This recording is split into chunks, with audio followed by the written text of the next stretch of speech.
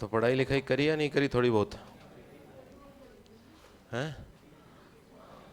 पढ़ना मना है ना, ये ज़रूरी है, सही है। तो अपन बात कर रहे थे अवकलनीयता डिफरेंशिएबिलिटी, है ना। अब उससे आगे बढ़ते हैं, विश्लेषिक फलन या एनालिटिक फंक्शन। हेडिंग लगा लो, विश्लेषिक फलन या एनालिटिक फंक्शन।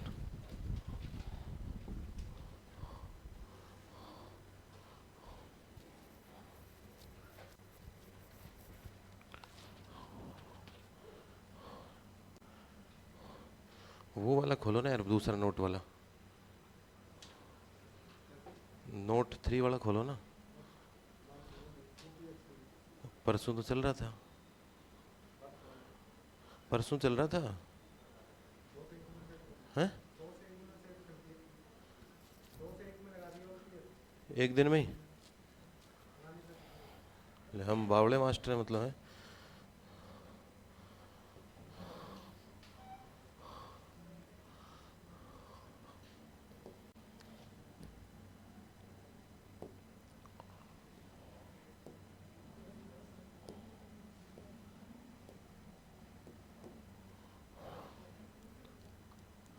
हेडिंग लगा बेटा, विश्लेषिक फलन या एनालिटिक फंक्शन।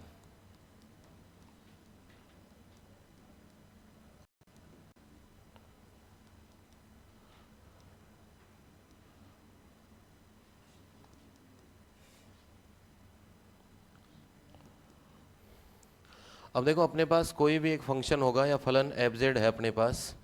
अब ये फलन या फंक्शन एफ जेड विश्लेषिक कब होगा? जिस भी क्षेत्र में बात करनी होगी उस क्षेत्र के प्रत्येक बिंदु पर यह फलन क्या होना चाहिए?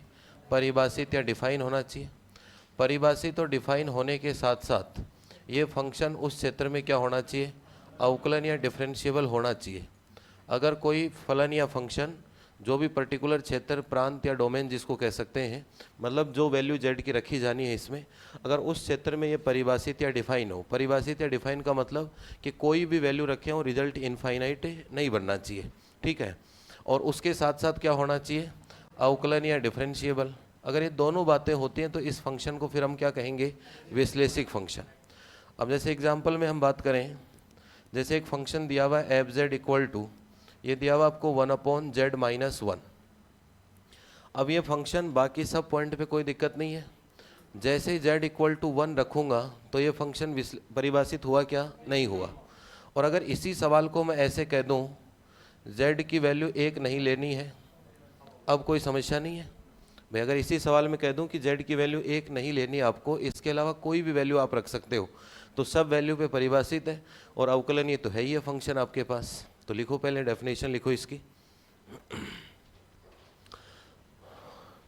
एक एकमानी फलन, एक एकमानी फलन, एक एकमानी फलन जो किसी, एक एकमानी फलन जो किसी क्षेत्र, एक एकमानी फलन जो किसी क्षेत्र या प्रांत, एक एकमानी फलन जो किसी क्षेत्र या प्रांत के प्रत्येक बिंदु पर, जो किसी क्षेत्र या प्रांत के प्रत्येक बिंदु पर परिभाषित एवं अवकलनीय है, परिभाषित एवं अवकलनीय है।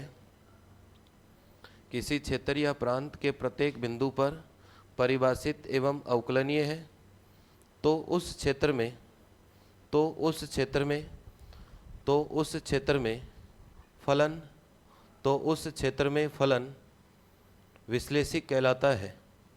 तो उस क्षेत्र में फलन विश्लेषिक कहलाता है। तो उस क्षेत्र में फलन विश्लेषिक कहलाता है।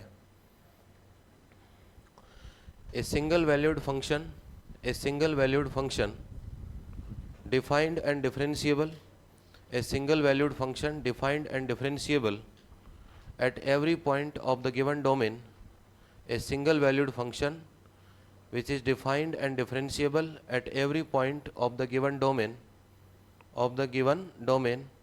then this function is said to be analytic in this domain, then this function is said to be analytic in this domain. अब देखो, जो बिंदु या पॉइंट जिसके ऊपर फलन विश्लेषिक नहीं होता है, जैसे अगर ये हटा दूं मैं इसके ऊपर, तो इस z इक्वल टू 1 पे फलन विश्लेषिक या एनालिटिक है क्या?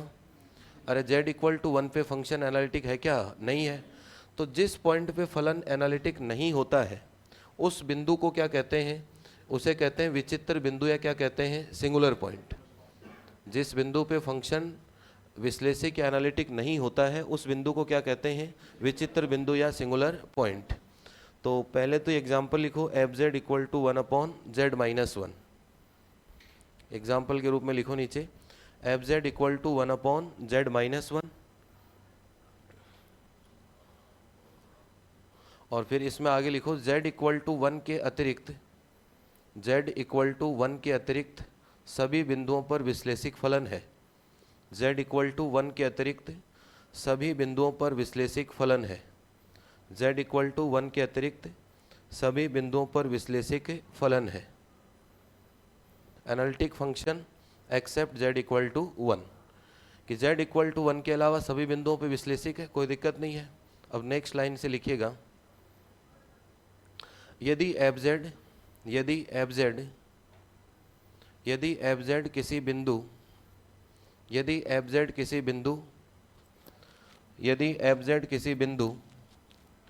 z नोट पर, यदि एफ जेड किसी बिंदु z नोट पर विश्लेषिक नहीं है, यदि एफ जेड किसी बिंदु z नोट पर विश्लेषिक नहीं है, तो z नोट को फलन एफ जेड का, तो z नोट को फलन एफ जेड का विचित्र बिंदु कहते हैं।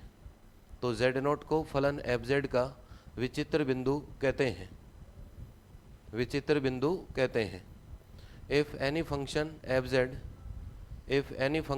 z is not analytic at point z naught, if any function f z is not analytic at point z naught, then this point z naught is called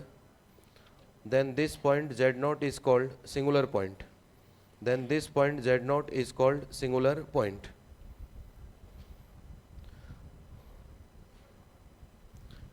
नीचे एक note लगा के और लिखिएगा, एक लाइन और,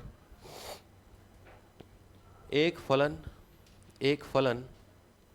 एक बिंदु z नोट पर विश्लेषिक कहलाता है। एक फलन एक बिंदु z नोट पर विश्लेषिक कहलाता है। एक फलन एक बिंदु z नोट पर विश्लेषिक कहलाता है यदि इसका अवकलज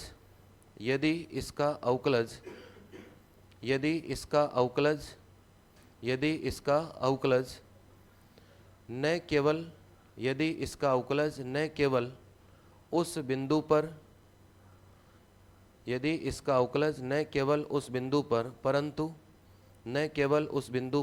परंतु उस बिंदु के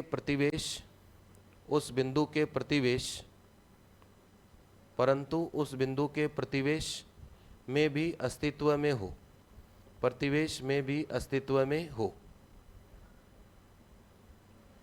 A function is said to be analytic at any point z naught. A function is said to be analytic at any point z naught. At any point z naught if its derivative exists at that point, but also exists in neighborhood. क्या मतलब अभी इस बात का देखो, board पे देखो। जैसे पहले हम एक सवाल किया था पिछली क्लास में, याद हो तो हमने एक सवाल किया था, एफ जेड इक्वल टू कितना था? Mod of z square. ये सवाल किया था अपन ने, और ये सवाल अवकलन ये कहाँ हुआ था? अवकलन या डिफरेंशिएबल कहाँ हुआ था बेटा? ये मूल बिंदु पर। ये अवकलन या डिफरेंशिएबल सिर्फ कहाँ हुआ था? मूल बिंदु या ओरिजिन पे हुआ था। अब कहने को हम कह सकते हैं कि सर मूल बिंदु पे तो ये अवकलनीय है, मूल बिंदु पे क्या है? ये अवकलनीय है और परिभाषित भी है। तो मूल बिंदु पे क्या होना चाहिए? विश्लेषिक होना चाहिए। लेकिन विश्लेषिक होने के लिए ऐसा नहीं है, एक पर्टिकुलर पॉइंट पे ही अवकलनीय होने से काम नहीं चलेगा। उसके आसपास में जितने भी पॉइंट है नेबरहुड, उन पे भी क्या होना चाहिए? अवकलनीय होना चाहिए। ये तो लिखा हुआ है कि उस बिंदु पर ही अवकलज का अस्तित्व नहीं होना चाहिए, बल्कि उसके प्रतिवेश या नेबरहुड में भी क्या होना चाहिए, अवकलन या डिफरेंशिएबल होना चाहिए। तो बेसिक सी बात है, कोई लिखना चाहो तो लिख लो ये एग्जाम्पल नीचे इसके, f z equal to mod of z square, ये लिखो फिर मैं लिखवाता हूँ line, f z equal to mod of z square, f z equal to mod of z square, आगे लिखो केवल मूल बिंदु पर, केवल मूल बिंदु पर अवकलनीय है, केवल मूल बिंदु पर अवकलनीय है, डिफरेंशिएबल है, अतः यह किसी भी बिंदु पर, अतः यह किसी भी बिंदु पर विश्लेषिक फलन नहीं है, अतः यह किसी भी बिंदु पर विश्लेषिक फलन नहीं है। भाई एक पॉइंट पे अवकलनीय होने से कोई भी फंक्शन क्या नहीं होगा, विश्लेषिक नहीं होगा। ऐसा नहीं है कि भाई जीरो पे अवकलनीय है तो जीरो पे क्या हो जाएगा, विश्लेषिक। उसके प्रतिवेश या उसके नेबरहुड के और भी पॉइंट हैं, उन पे भी क्या होना चाहिए, अवकलनीय होना चाहिए, तभी क्या होगा आपके पास, विश्लेषिक। अब कई बार ये सवाल कन्फ्यूजिंग बन जाता है, अपन पढ़ के जाते हैं f z equal to mod of z square मूल बिंदु पर अवकलनीय है तो क्या होगा, विश्लेषिक भी होगा। ऐसा नहीं होगा। विश्लेषिक या एनालिटिक होने के लिए उस पॉइंट के नेबरहुड या प्रतिवेश या आसपास के बिंदुओं पर भी क्या होना चाहिए, अवकलन या डिफरेंशिएबल होना चाहिए। अब नेक्स्ट लिखिएगा,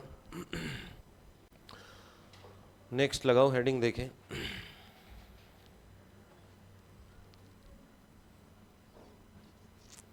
फलन एफ जेड के, फलन एफ जेड के विश्लेषिक होने के लिए, फलन एफ जेड के विश्लेषिक होने के लिए, फलन एफ जेड के विश्लेषिक होने के लिए आवश्यक प्रतिबंध, फलन एफ जेड के विश्लेषिक होने के लिए आवश्यक प्रतिबंध, नेसेसरी कंडीशन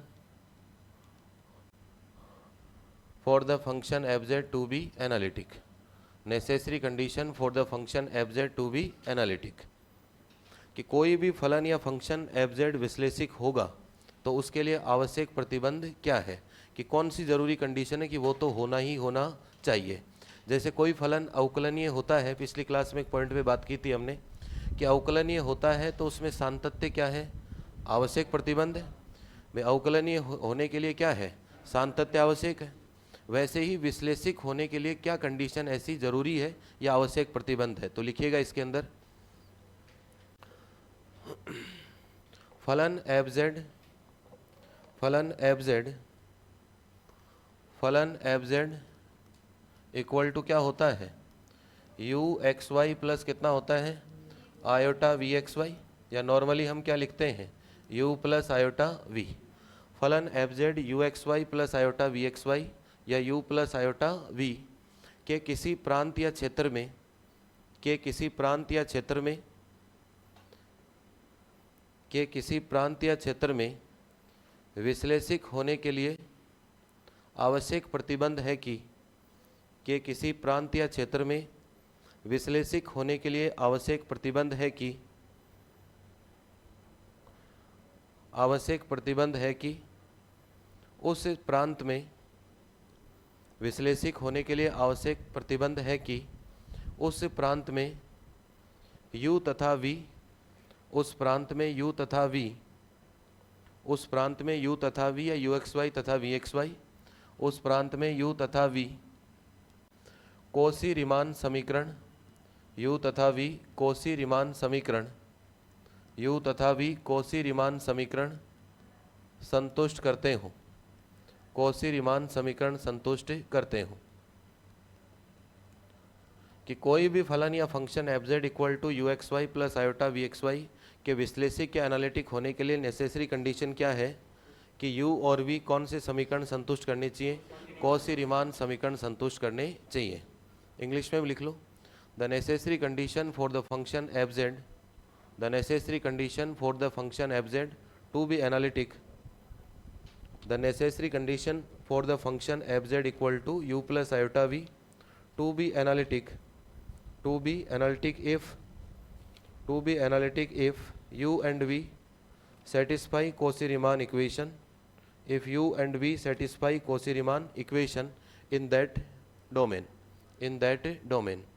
अब बोले सर Cauchy-Riemann समीकरण होते क्या हैं, तो देखो सबसे पहले कोई भी फंक्शन दिया होगा, फंक्शन में मैंने कहा था दो पार्ट होते हैं आपके पास, फंक्शन में कहा था मैंने आपके पास कि दो पार्ट होते हैं ना। दो पार्ट कौन कौन से होते हैं? एक तो वो पार्ट जिसके साथ आयोटा नहीं है, और एक वो पार्ट जिसके साथ आयोटा होता है, ठीक है, या आयोटा के साथ वाला पार्ट। तो बिना आयोटा वाले पार्ट को तो हम क्या कहते हैं बेटा? यू, और आयोटा के साथ वाले पार्ट को हम क्या कहते हैं? वी। अब ये यू और वी क्या क्या संतुष्ट करनी चाहिए? Cauchy Riemann.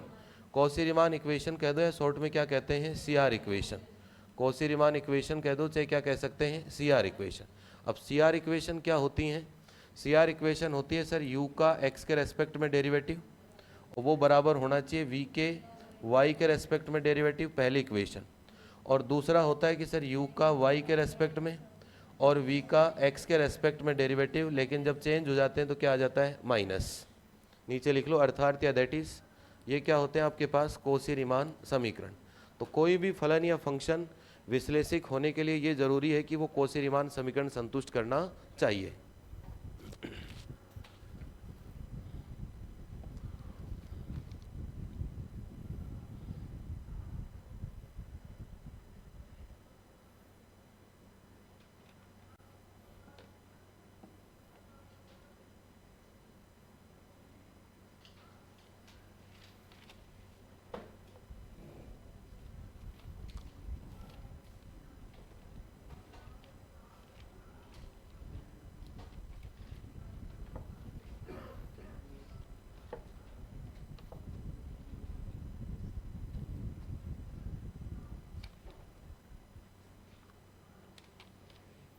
अब एक सवाल देता हूँ, चेक करके बताओ कि वो कॉची रीमान सेटिस्फाई करेगा कि नहीं करेगा।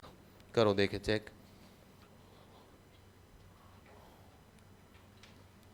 क्वेश्चन देखो,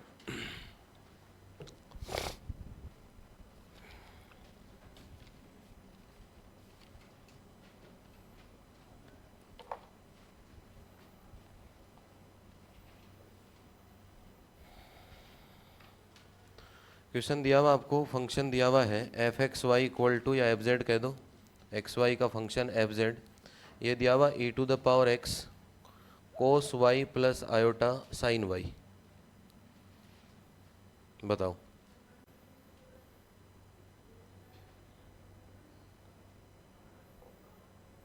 ई to the power x cos y plus iota sine y. अब आपको ये चेक करना है कि कॉची रीमान समीकरण सेटिस्फाई करेगा कि नहीं करेगा। तो कॉची रीमान के लिए पहले दो बातों की या दो चीज़ों की ज़रूरत होगी, एक तो यू की और एक इसकी वी की। तो पहले तो इस सवाल को ऐसा लिखें कि कोई बिना आयोटा वाला पार्ट अलग और आयोटा वाला पार्ट अलग। तो बिना आयोटा का होगा वो तो क्या बन जाएगा? यू, और आयोटा के साथ वाला क्या बन जाएगा? वी। करो देखिए अलग अलग।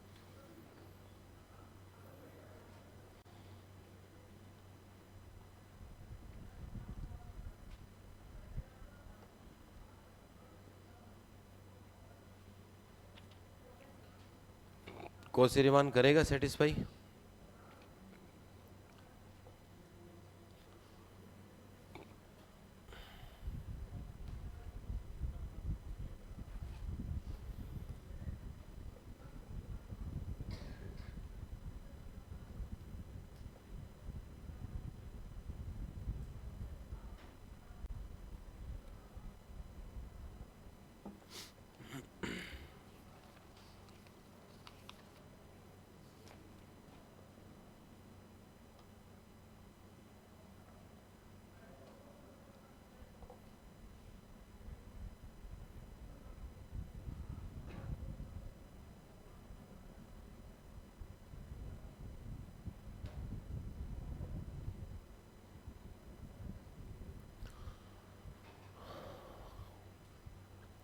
भाई देखो सीधा सा सवाल है आपके पास, यहाँ से देखो दो पार्ट लिख लेते हैं इसके। यू तो क्या बनेगा बताओ?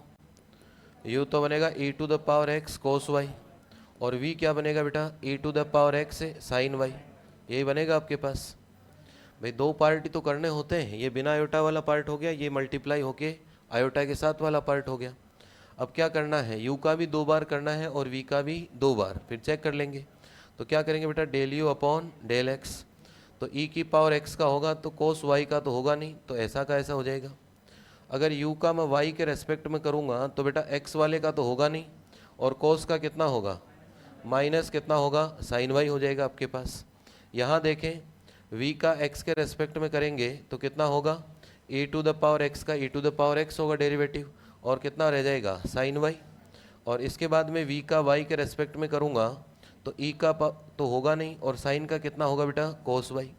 अब यहाँ से देख लो कोसी रीमान क्या चाहता है कि del u upon del x किसके बराबर होना चाहिए, del v upon del y के। तो क्या ये वैल्यू बराबर है, क्या दोनों वैल्यू बराबर है। ये दूसरी u का y के रेस्पेक्ट में, v का x के रेस्पेक्ट में, और इसके क्या लगाना है, माइनस। तो इसके जैसे ही माइनस लगाएंगे तो ये इसके क्या हो जाएगा, बराबर हो जाएगा।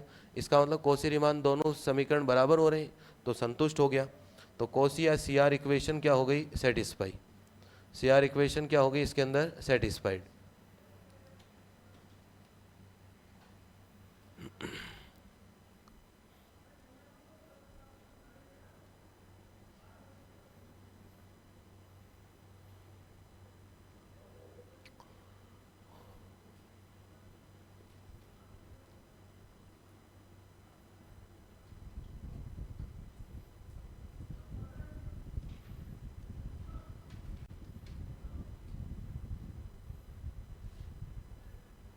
आज कौन कौन आए भाई पहली बार, तो कुछ क्लास हो चुके हैं, उनको पढ़ने की ज़रूरत है, तो वो पढ़ लोगे फिर कोई इश्यू नहीं रहेगा, है ना। अब इसमें अवकलनीयता की ज़रूरत पड़ेगी, अवकलनीयता पिछली क्लास में पढ़ चुके हैं अपन, तो वो क्लास पढ़ोगे तब और ठीक रहेगा। और पिछली क्लास में कौन कौन नहीं आए थे, कहाँ गए थे बेटा, हैं पिछली मतलब जो पहले से आ रहे थे, और पिछली क्लास का वही थी शुक्रवार को, कौन नहीं आए थे, और कहाँ चले गए थे बेटा, हैं यहीं था, आया करो बेटा, ऐसा नहीं है मैं रोज़ देखता हूँ 2-5 गायब हो जाते हैं, 2-5 आ जाते हैं, है ना, तो फिर उसमें रोज़ आया करो, है ना। अब इसमें देखो हमने कंडीशन लिखी है, कौन सी कंडीशन लिखी है, आवश्यक या नेसेसरी लिखी है कंडीशन, ठीक है, कि अगर कोई फंक्शन विश्लेषिक होगा तो वो कोसी रीमान समीकरण जरूर से क्या करेगा, संतुष्ट या सेटिस्फाई करेगा। लेकिन इससे उल्टा होना कोई ज़रूरी नहीं है कि भाई विश्लेषिक है तो कोसी रीमान करेगा सेटिस्फाई। जैसे हमने पिछली क्लास में एक नोट लिखा था कि अवकलनीय होगा तो सातत्य जरूर होगा, लेकिन अगर सातत्य है तो अवकलनीय होना कोई ज़रूरी नहीं है, हो भी सकता है और नहीं भी हो सकता। वही बात यहाँ है कि सवाल कोसी रीमान संतुष्ट करेगा तो उसके बाद वो विश्लेषिक हो भी सकता है और नहीं भी हो सकता। अब इसमें लिखिएगा पर्याप्त प्रतिबंध कि क्या सफिशिएंट कंडीशन क्या होगी, ये तो नेसेसरी कंडीशन थी कि अगर विश्लेषिक होगा तो वो क्या संतुष्ट करेगा, कोसी रीमान। अब लिखिएगा फलन एफ जेड के विश्लेषिक होने के लिए, फलन एफ जेड के विश्लेषिक होने के लिए, फलन एफ जेड के विश्लेषिक होने के लिए, फलन एफ जेड के विश्लेषिक होने के लिए पर्याप्त प्रतिबंध, फलन एफ जेड के लिए विश्लेषिक होने के लिए पर्याप्त प्रतिबंध। Sufficient condition for the function fz to be analytic, sufficient condition for the function fz to be analytic। तो लिखिएगा इसके अंदर,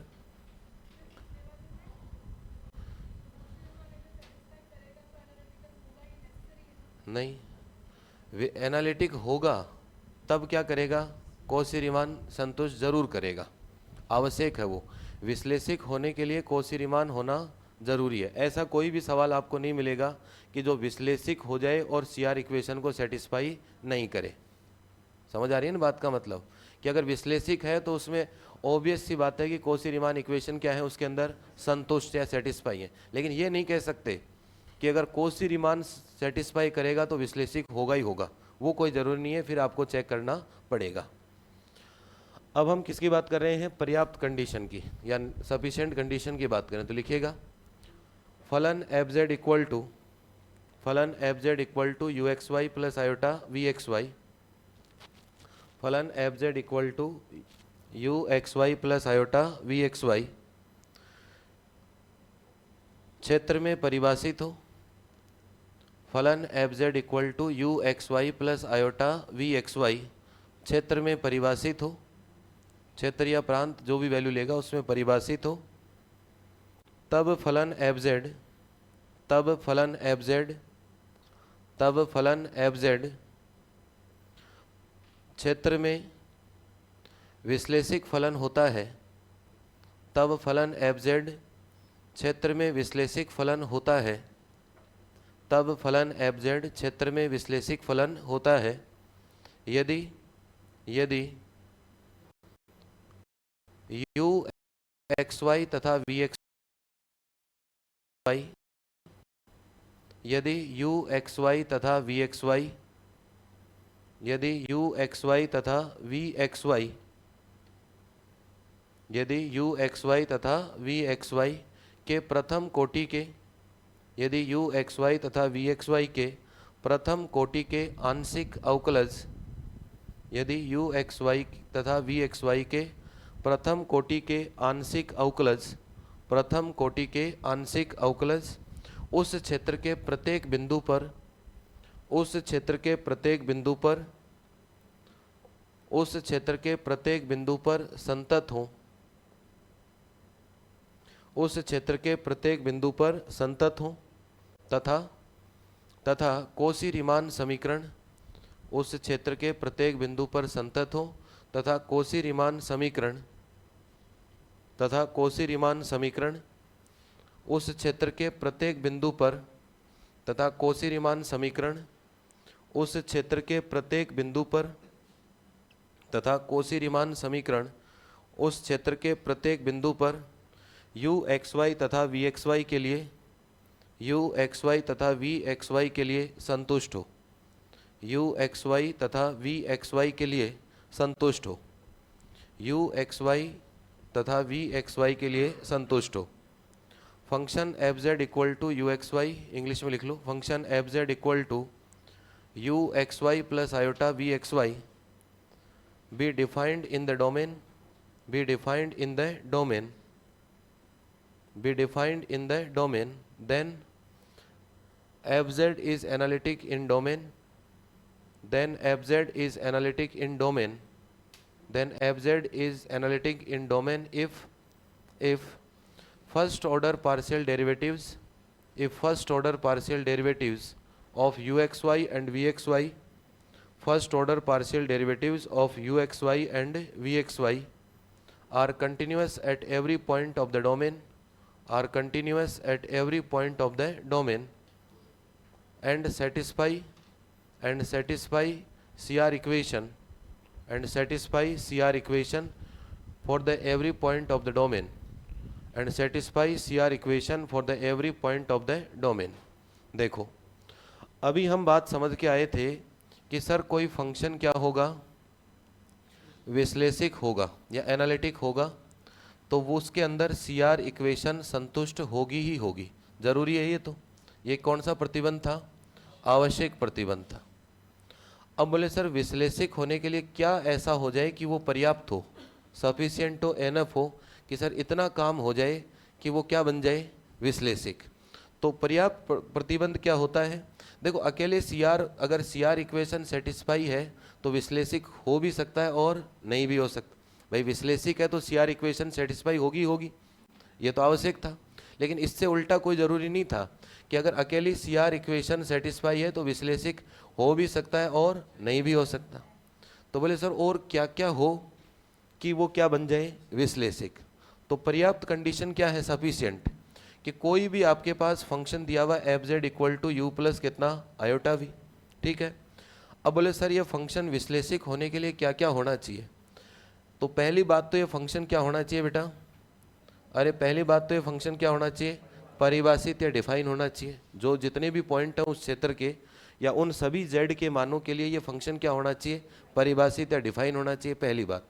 दूसरी बात क्या होनी चाहिए कि जितने भी u और v हैं आपके, इन u और v का क्या लिखा हुआ है, प्रथम कोटि का आंशिक अवकलज। तो प्रथम कोटि के आंशिक अवकलज यही होते हैं del u upon del x, या del u upon del y, या del v upon del x, या del v upon del y. ये प्रथम कोटि के आंशिक अवकलज हैं, जो फर्स्ट ऑर्डर के पार्शियल डेरिवेटिव्स हैं। इनकी जो भी वैल्यू आती है सोल्व करने पे, वो सारी वैल्यू क्या होनी चाहिए, उस क्षेत्र में संतत या कंटिन्यूस होनी चाहिए। जो भी वैल्यू आती है वो सब क्या होनी चाहिए, संतत या कंटिन्यूस होनी चाहिए। उसके साथ साथ u और ये जो आपका v है ये क्या संतुष्ट करना चाहिए? Cauchy Riemann. अकेला कॉची रीमान सेटिस्फाई करता है तो हम गारंटी नहीं ले सकते कि विश्लेषिक होगा या नहीं होगा, लेकिन कॉची रीमान भी सेटिस्फाई करता हो, उसके साथ साथ जितने भी ये आंशिक अवकलज हैं प्रथम कोटि के, ये सारे के सारे उस क्षेत्र में क्या होने चाहिए? संतत या कंटिन्यूस होने चाहिए, और उसके साथ साथ फंक्शन क्या होना चाहिए? परिभाषित। तब हम कह सकते हैं कि सर क्या होगा? विश्लेषिक होगा। तो अगर इतनी बातें हो जाती हैं तो ये बातें क्या है? पर्याप्त है या सफिशियंट है कि हम क्या कह सकते हैं? विश्लेषिक। लेकिन अकेले CR इक्वेशन को देख के हम ये नहीं कह सकते कि विश्लेषिक होगा, हो भी सकता है और नहीं भी हो सकता। अब देखो जैसे पिछला सवाल किया था, ये बताओ ये विश्लेषिक है क्या? अब तो बता दिया आपको पर्याप्त कंडीशन विश्लेषिक के लिए क्या क्या होना चाहिए। CR इक्वेशन होनी चाहिए, जितने भी अवकलज हैं प्रथम कोटि के चारों अवकलज हैं आपके सामने, ये क्या होने चाहिए? संतत होने चाहिए। फंक्शन क्या होना चाहिए? परिभाषित या डिफाइन होना चाहिए। बताओ ये दो बातें और हैं क्या इसमें? भाई ये फंक्शन किसका है? e की पावर cos, तो e संतत होता है, e का ग्राफ कहीं नहीं टूटता, cos का ग्राफ साइन का ग्राफ कहीं ब्रेक नहीं होता, सीधा सा कंसेप्ट है। इतना तो समझ सकते हो बात को। भाई संतत वैसे चेक करना छोड़ो कि जिसका ग्राफ ब्रेक नहीं होता वो क्या है? कंटिन्यूअस है। तो e का ग्राफ भी कहीं नहीं टूटता, cos साइन का ग्राफ कहीं नहीं टूटता, और ये संतत है, ये भी संतत है। दो कंटिन्यूअस का मल्टीप्लीकेशन क्या होता है? संतत या कंटिन्यूअस होता है। और फंक्शन परिभाषित है ही, किसी भी बिंदु पे फंक्शन अनंत बन रहा है क्या? अरे इनफाइनाइट बन रहा है क्या? नहीं बन रहा। तो ये फंक्शन क्या होगा? विश्लेषिक भी होगा। अब वास्तव में ये फंक्शन है क्या? ये यही तो फंक्शन है, सोच के देखो एक बार। e की पावर जेड ही है क्या ये फंक्शन? भाई e की पावर जेड को मैं ऐसे लिख सकता हूँ बेटा, e की power x plus iota y. इसको मैं ऐसे लिख सकता हूँ e की पावर x e की पावर आयोटा वाई, और इसको लिख दिया e की पावर x। ये फॉर्मूला पढ़ा ही अपने, e की पावर आयोटा थीटा क्या होता है? कॉस थीटा, तो कॉस वाई, और प्लस कितना हो गया? Iota sine y. तो ज़रूरी नहीं है कि आपको अगला एक्स वाई बना के ही दे। भाई इस सवाल को अगला ऐसे लिखे, इस सवाल को ऐसे भी लिख सकता था। अगर ऐसा लिखा हुआ मिल जाता और उसके बाद में आपसे कहता है कि कॉची रीमान चेक करो, तो इस z को हमें कन्वर्ट करना पड़ता है एक्स वाई में, फिर लिखते, फिर अलग अलग करते कि ये तो बिना आयोटा का पार्ट है और ये किसका पार्ट है? आयोटा का। तो बिना आयोटा वाला क्या बन जाएगा? u, और आयोटा वाला क्या बन जाएगा? v। तो दोनों तरीके से सवाल मिल सकते हैं आपको। सवाल z में भी लिख सकता है अगला, और सवाल आपको एक्स वाई में भी कन्वर्ट करके दे सकता है। चलें आगे। अब देखो एक सवाल और करते हैं, लिखो देखे सवाल। तो ये जो अभी पॉइंट लिखा है ना पर्याप्त वाला, इसको सवालों में बहुत रेयर केस में काम में लेंगे अपन, बाकी ये पॉइंट पता होना चाहिए अपन को। सवाल तो अपन डायरेक्ट ही चेक कर लेंगे, कॉची रीमान चेक करेंगे, और अगर विश्लेषिक पूछेगा तो हम डायरेक्ट ही क्या चेक कर लेंगे? अवकलनीय। अरे डिफरेंशिएबिलिटी तो पढ़ के आए ना पीछे। भाई बेसिक डेफिनेशन क्या है विश्लेषिक की? बेसिक जो सबसे पहली परिभाषा आपको लिखाई है वो क्या लिखवाई है? कि फलन परिभाषित होना चाहिए और क्या होना चाहिए? अवकलनीय होना चाहिए। अगर विश्लेषिक पूछेगा तो अपन डायरेक्ट ही क्या चेक कर लेंगे? अवकलनीय चेक कर लेंगे। तो ये पॉइंट थ्योरी के हिसाब से है कि भाई थ्योरेटिकल पूछ ले कि क्या सफिशिएंट कंडीशन होगी, फिर ऑप्शन दे दे आपको कि विश्लेषिक होने से ही या CR इक्वेशन होते ही विश्लेषिक हो जाएगा, या प्रथम कोटि के आंशिक अवकलज संतत हो और CR इक्वेशन हो तब विश्लेषिक होगा। तो यहाँ से थ्योरेटिकल सवाल बना सकता है, क्योंकि यहाँ कॉम्प्लेक्स में देखो जो सवाल पूछे गए ग्रेड फर्स्ट में ही पूछे गए। अपने तो इसी बार जुड़ा है कॉम्प्लेक्स, ये भी पता है क्या अपन को? हाँ, तो कॉम्प्लेक्स पिछले एक ही एग्ज़ाम लगी है सेकंड ग्रेड की जिसमें कॉम्प्लेक्स आई है, बाकी पहले कॉम्प्लेक्स सिलेबस में नहीं थी। तो सारी बातें पढ़ के चलनी पड़ेगी, सवाल जैसा ही बनाए कोई इश्यू नहीं होगा, ठीक है।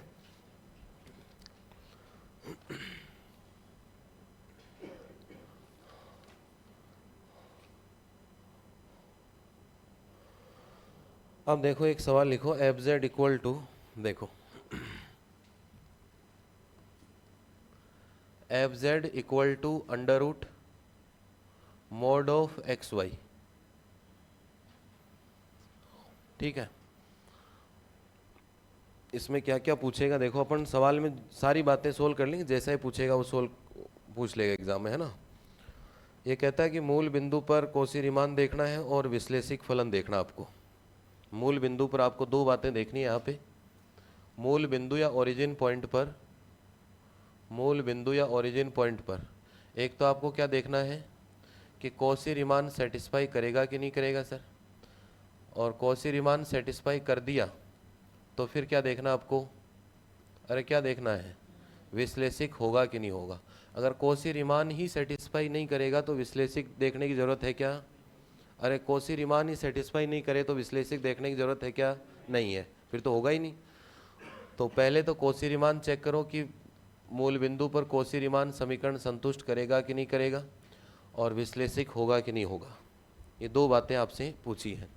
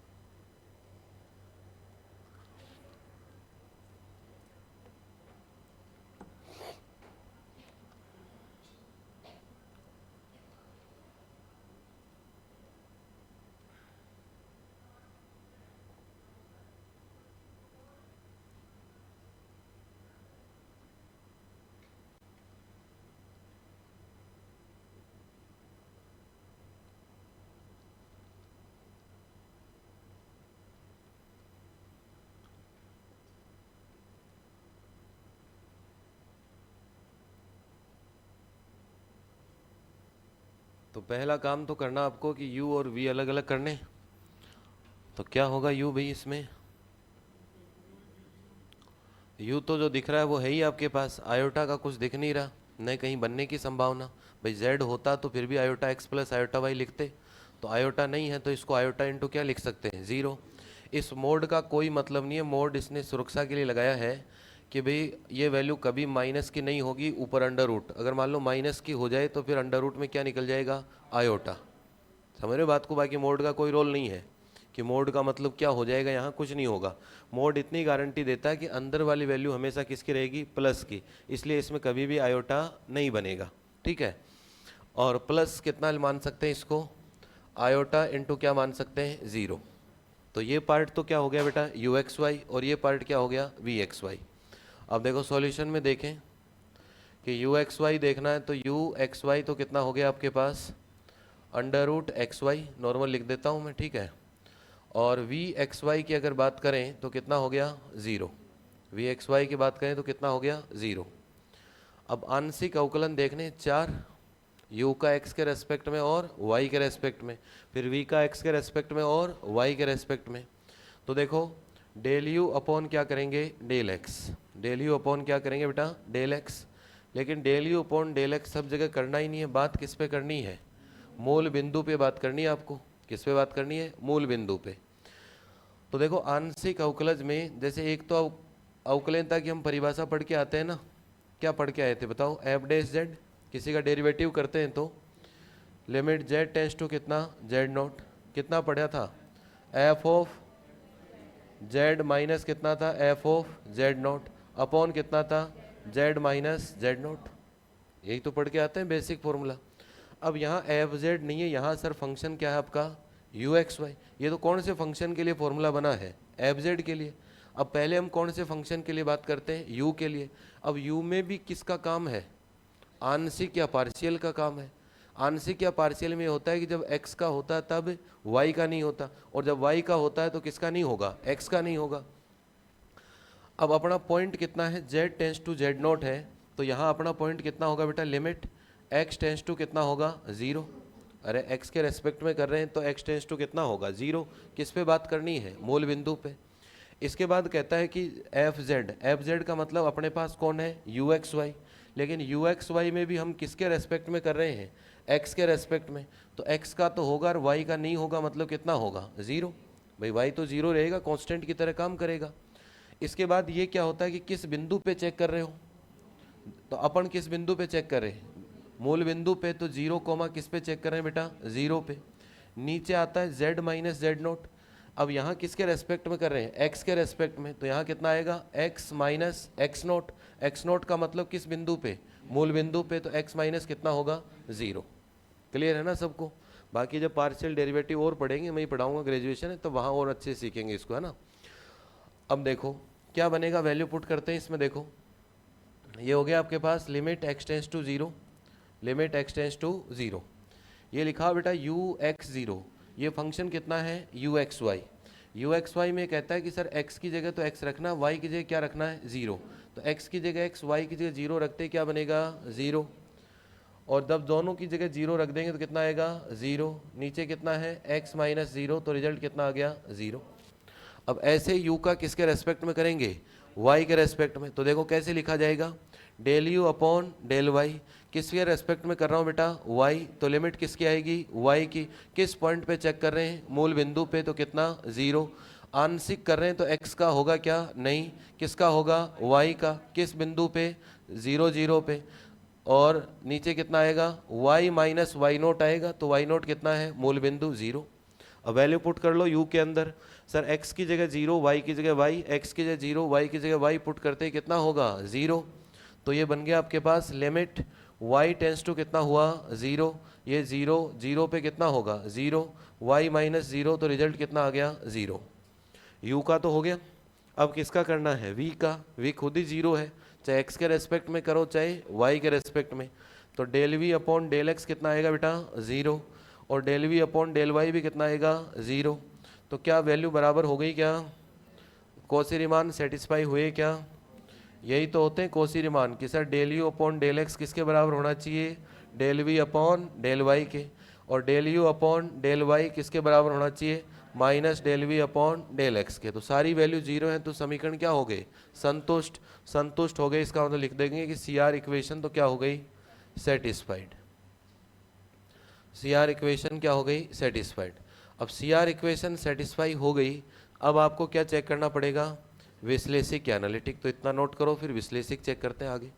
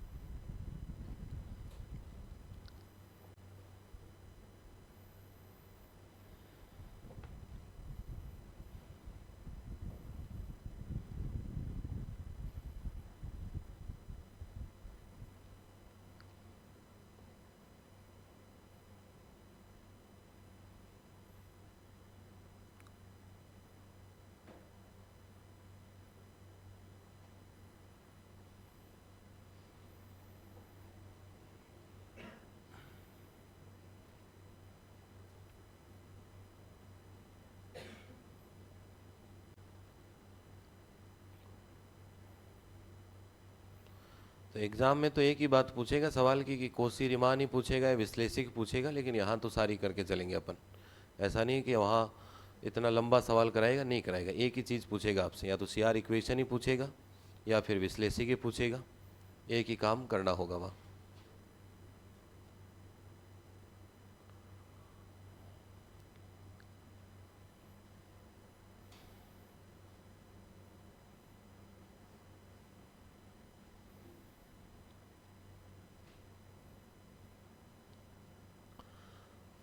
अब देखो विश्लेषिक चेक करना है तो क्या करेंगे बताओ, अवकलन ये चेक कर लेंगे।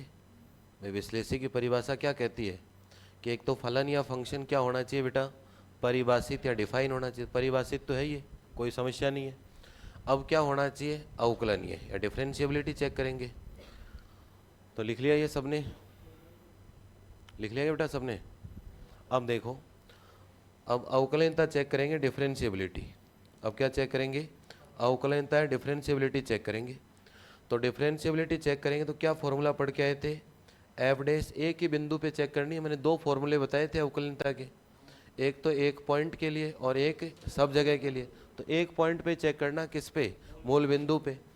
तो एफ डैश किस बिंदु पे, 0 पे, तो एफ डैश 0 लिख सकते हैं। एफ डैश जेड नोट ही तो सीखा था फॉर्मूला अपन ने। क्या फॉर्मूला सीखा था बेटा, लिमिट जेड टेंस टू कितना था जेड नोट। जेड नोट की मतलब कितना आएगा 0। एक बार फॉर्मूला लिख देता हूँ चलो, ये हो गया एफ डे जेड नोट इक्वल टू, यही फॉर्मूला सीखा था बेटा, लिमिट जेड टेंस टू कितना जेड नोट, ये था एफ ऑफ जेड माइनस कितना एफ ऑफ जेड नोट, और अपॉन कितना था z minus z naught. Formula लिखने से नहीं है, मैंने ये भी कहा था कि जेड से जेड नोट की ओर किसी भी पद से जाए, सीमा का मान या लिमिट की वैल्यू क्या आनी चाहिए, आदित्य यूनिक आनी चाहिए, ए की वैल्यू आनी चाहिए, ये भी कहा था आगे।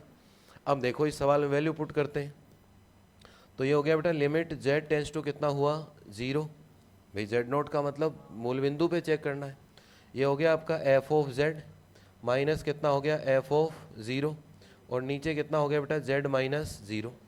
अब वैल्यू पुट कर लेते हैं सवाल में, तो हो गया limit z tends to zero, f z कितना है बेटा सवाल में under root x y, minus zero पे वैल्यू जीरो ही होगी एक्स वाई की, तो ये हो गया ज़ीरो, नीचे कितना हो गया जेड माइनस ज़ीरो। अब देखो आधा सवाल एक्स वाई में आधा सवाल जेड में, ऐसा ही दिख रहा है क्या आपको, भाई ये एक्स वाई ये जेड, या तो पूरा सवाल ही जेड में करो, भाई एक्स वाई से भी जेड बना सकते हैं और जेड से क्या बना सकते हैं एक्स वाई। अब आसान काम कौन सा है इसमें, जेड से एक्स वाई बना लो, इसके जगह क्या लिख दो एक्स प्लस आयोटा वाई, फिर पूरा सवाल किस पे बन जाएगा एक्स वाई में, तो फिर लिमिट भी लगा लेंगे एक्स की और वाई की, दोनों कहाँ जाएंगे ज़ीरो पे। तो हम इस सवाल को ऐसा लिख सकते हैं लिमिट, और एक बार तो जेड ही लिख देता हूँ, या दोनों लिख दो एक्स वाई की लिमिट, और ये हो गया एक्स वाई अपॉन कितना हो गया बेटा एक्स प्लस आयोटा वाई, ठीक है। अब ये लिमिट ऐसे तो सोल्व होती नहीं है कि डायरेक्ट वैल्यू पुट कर ली लिमिट सोल्व हो गई, ऐसे तो लिमिट सोल्व होगी नहीं। जब ऐसी लिमिट आए तब या तो एक कॉम्बिनेशन वाली लिमिट सोल्व होती हैं, उनमें भी पथ लेके चलना पड़ता है, और या डायरेक्ट एक तरीका होता है कि जब मैंने परिभाषा बताई थी या फॉर्मूला बताया था, अवकलनीयता का जब फॉर्मूला बताया था कि ये फॉर्मूला लिख दिया, अब इस फॉर्मूले में लिमिट है और इस लिमिट का मान क्या आना चाहिए, अद्वितीय क्या आना चाहिए, यूनिक आना चाहिए। और ये भी कहा था कि जेड से जेड नोट की ओर हम किसी भी पथ से जाएं, किसी भी मार्ग से जाएं, लेकिन सीमा लिमिट की वैल्यू क्या रहेगी, अरे क्या रहेगी, समान रहेगी, तभी कहा था। अब देखो सबसे आसान पाथ कौन सा होता है, अलोंग एक्स एक्सिस और अलोंग वाई एक्सिस, सबसे आसान पाथ यही रहता है। एक्स एक्सिस पे चलते हैं तो वाई की वैल्यू कितनी ज़ीरो, और वाई एक्सिस पे चलते हैं तो एक्स ज़ीरो, तो वो चलाएंगे तो बेटा एक्स ज़ीरो वाई ज़ीरो, उत्तर कितना आ रहा है ज़ीरो। तो क्या दो ही रास्ते हैं क्या जाने के, रास्ते तो बहुत सारे हो सकते हैं भाई। जेड से जेड नोट पे ऐसे समझो कि भाई ये जेड आपका, ये जेड कहाँ जा रहा है जेड नोट पे, अब दो ही रास्ते थोड़ी हैं, एक एक्स एक्सिस वाला और एक वाई एक्सिस वाला, और भी बहुत सारे पाथ से जा सकते हैं, सब में वैल्यू क्या आनी चाहिए, सेम आनी चाहिए। अब एक्स वाले में और वाई वाले दो की सेम आ गई, तो उनसे तो नहीं जाएंगे भाई, उनसे तो कोई पता ही नहीं चला भाई, दो की वैल्यू सेम आते हैं क्या सबकी गारंटी थोड़ी दे देंगे, वो नहीं देंगे। तो इसलिए जब ऐसा केस बन जाता हो तब एक सबसे सिंपल रास्ता हम ले सकते हैं, y इक्वल टू कितना m x. Y equal to m x में कई सारे रास्ते हैं, y इक्वल टू एक्स अलग रेखा आएगी, y इक्वल टू 2x अलग होगी, y इक्वल टू क्या है 3x अलग रेखा होगी। तो हम एक कौन सा रास्ता ले लेते हैं, y equal to m x, कि इस रास्ते से जाएंगे सर तो क्या आंसर आएगा, तो रखो उसमें वैल्यू पुट। अगर हम पथ ले लेते हैं, पथ कितना ले लिया y equal to m x से, तो क्या होगा आपके पास लिमिट y की जगह कितना रख दो बेटा एम एक्स, तो ये हो गया x, ये हो गया एम एक्स प्लस ये कितना हो गया x plus iota m x. अब पूरा ही सवाल x में बन गया, तो किसकी लिमिट लगा दें x की, ऊपर से x कॉमन आ गया, एक्स स्क्वायर का x, नीचे भी x कॉमन आ गया, तो कितना बचा, ये बन गया अंडर रूट एम अपॉन कितना 1 प्लस आयोटा एम। अब बताओ इस पे लिमिट लगाऊं या नहीं लगाऊं, कोई ज़रूरत नहीं है, लिमिट हट गए सारे। अब ये आंसर आया अपने पास, क्या ये आंसर अद्वितीय यूनिक है क्या, क्या ये आंसर अद्वितीय यूनिक है क्या। देखो कोई बच्चा कहेगा कि सर मैं y equal to x 1x से जाऊंगा, कोई कहेगा मैं y इक्वल टू 2x से जाऊंगा, तो 2x से जाएगा तो यहाँ भी 2 और 2 आएगा, आएगा कि नहीं आएगा, तो आंसर अलग है।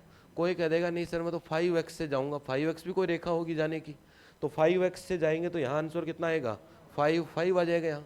तो मतलब जिस भी पाथ से जाएंगे उस हर पाथ के लिए आंसर क्या आएगा, अलग आएगा। तो अद्वितीय आया क्या, नहीं आया, इसका मतलब अवकलनीय हुआ क्या, नहीं हुआ। अवकलनीय नहीं हुआ तो विश्लेषिक हुआ क्या, नहीं हुआ। करो देखिए नोट,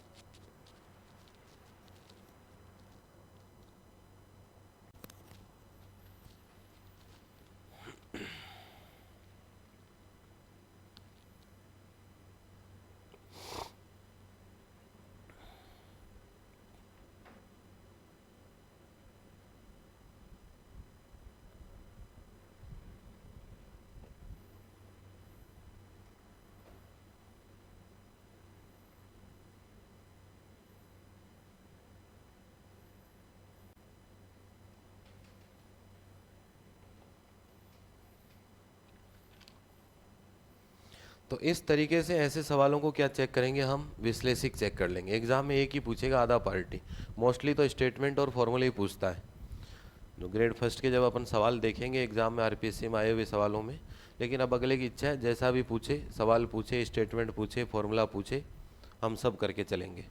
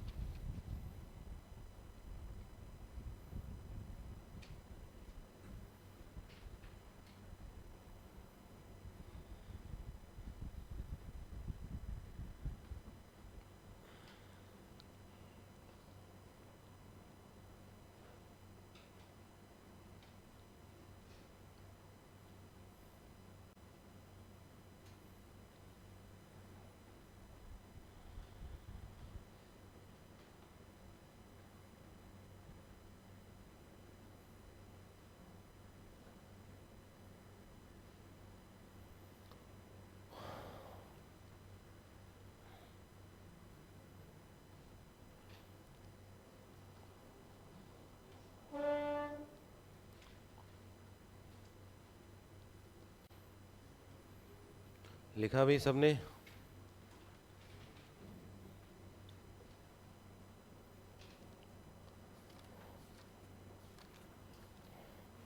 तो किताब खरीदने के लिए क्या करना पड़ेगा मुझे बताओ कि आप किताब खरीदें, इसके लिए मैं क्या करूं? हैं? हैं? किताब किसके पास है अभी? क्यों कम लोगों को मेहनत करनी पड़ेगी ना, ये वैसा ही प्रश्न पूछता हूँ, ज़्यादा को हाथ खड़ा करना पड़ता है ना ये। बाकी का क्या इरादा है अभी? भाई मैंने बताई थी बुक लानी पड़ेगी। देखो बुक के बिना कोई मज़ा नहीं है। जो पहले पढ़ चुके, जिन्होंने जो पहली बार कर रहे हैं उनको थोड़ी बात कम समझ में आ सकती है ना, लेकिन जो एक दो वैकेंसी के एग्ज़ाम दे चुके हैं ना, उनको पूर्ण रूप से समझ में आ रखी है ये बात। और पिछली बार भी और ज़्यादा समझ में आ गई थी कि किताब के बिना कुछ नहीं है। मैं भी देने को ये दे सकता हूँ, एक दिन में दे दूंगा। जितने स्टेटमेंट लिखवा रहा हूँ ना बोल के, पूरी प्रिंटिंग प्रेस लगी हुई है उत्कर्ष में, पूरी दुनिया छाप दे, इतनी बड़ी मशीन लगी हुई है ना। एक दिन में पूरे छपा छपाया माल मिल जाएगा आपको कि 50 स्टेटमेंट हैं। ये मैं उम्मीद करता हूँ कि कल आप सभी लोग पढ़ लेंगे और आपको भली भांति समझ आए होंगे, है ना। ये लाइन है मेरे पास भी। और अब देखो कुछ सवाल अगले दिन सीट पकड़ाई और उसके सवाल 1 से 10। अब तुम में से कोई करेगा नहीं तो कोई बोलेगा नहीं, ये भी तो मुझे गारंटी है ना कि 1 से 10। तो कोई गलती से कोई बड़ा सा देख के कोई पूछ लेगा 7 का बड़ा दिख रहा, पूछ पूछ, है ना। ये भी है हमारे साथ समस्या। तो फिर 7वां पूछ लेंगे, 7 का पूछ ले, है ना। फिर 13 का पूछ ले, फिर 2 दिन में कॉम्प्लेक्स ख़त्म। हमें यही नहीं पता कि कितनी किताब हो गई पीछे, है ना। फिर ये लास्ट वाले में जाते जाते ये भूल जाएंगे कि अच्छा ये पढ़ी थी क्या, क्या पता सर पढ़ी नहीं थी, है ना। तो इसलिए पढ़ाई करो बेटा, किताब लेके आओ, है ना। ऐसा नहीं कि भाई अब हम खुद चोट खा के ही सीखें, दूसरों से भी सीखना चाहिए, है ना। ऐसा नहीं कि हम खुद एक दो एग्ज़ाम में कुछ नहीं हो अपना, उसके बाद हम सीखें, औरों को देख के भी सीखना चाहिए, है ना। तो बुक लानी पड़ेंगी, ऐसा है भाई। और भी तो लाख रुपए खर्च होंगे यहाँ जयपुर में, तो 1000 रुपये वो भी खर्च कर लो भाई, होंगे ना खर्च, ये तो मानते हो इतनी बात तो। भाई महीने के 10,000 रुपये तो लगते ही लगते हैं सबके, 5, 7, 8 हज़ार। आजकल तो पीजी भी बहुत महंगे हैं ये, है ना। तो लाख रुपए खर्च होंगे और तो 1000 रुपये और खर्च कर लो। वो लाख रुपए तभी काम के होंगे जब इधर 1000 रुपये खर्च करेंगे, है ना। उनकी वैल्यू तब भी है, लेकिन उनकी वैल्यू समझ रहे हैं, इनकी नहीं समझ रहे भाई। उन लाख रुपए के खर्च करने की अहमियत कब आएगी, जब इधर कोचिंग वाली फीस जो भी 15-20 हज़ार रुपये ये, और ये 1000-2000 रुपये की किताबें, ये मतलब मोटा मोटा मान तो 20,000 रुपये खर्च करेंगे ढंग से, तब उन लाख रुपए की क्या आएगी, वैल्यू आएगी। इधर कर नहीं रहे, उधर करे जा रहे हैं, है ना। तो क्या फ़ायदा उसका बताओ।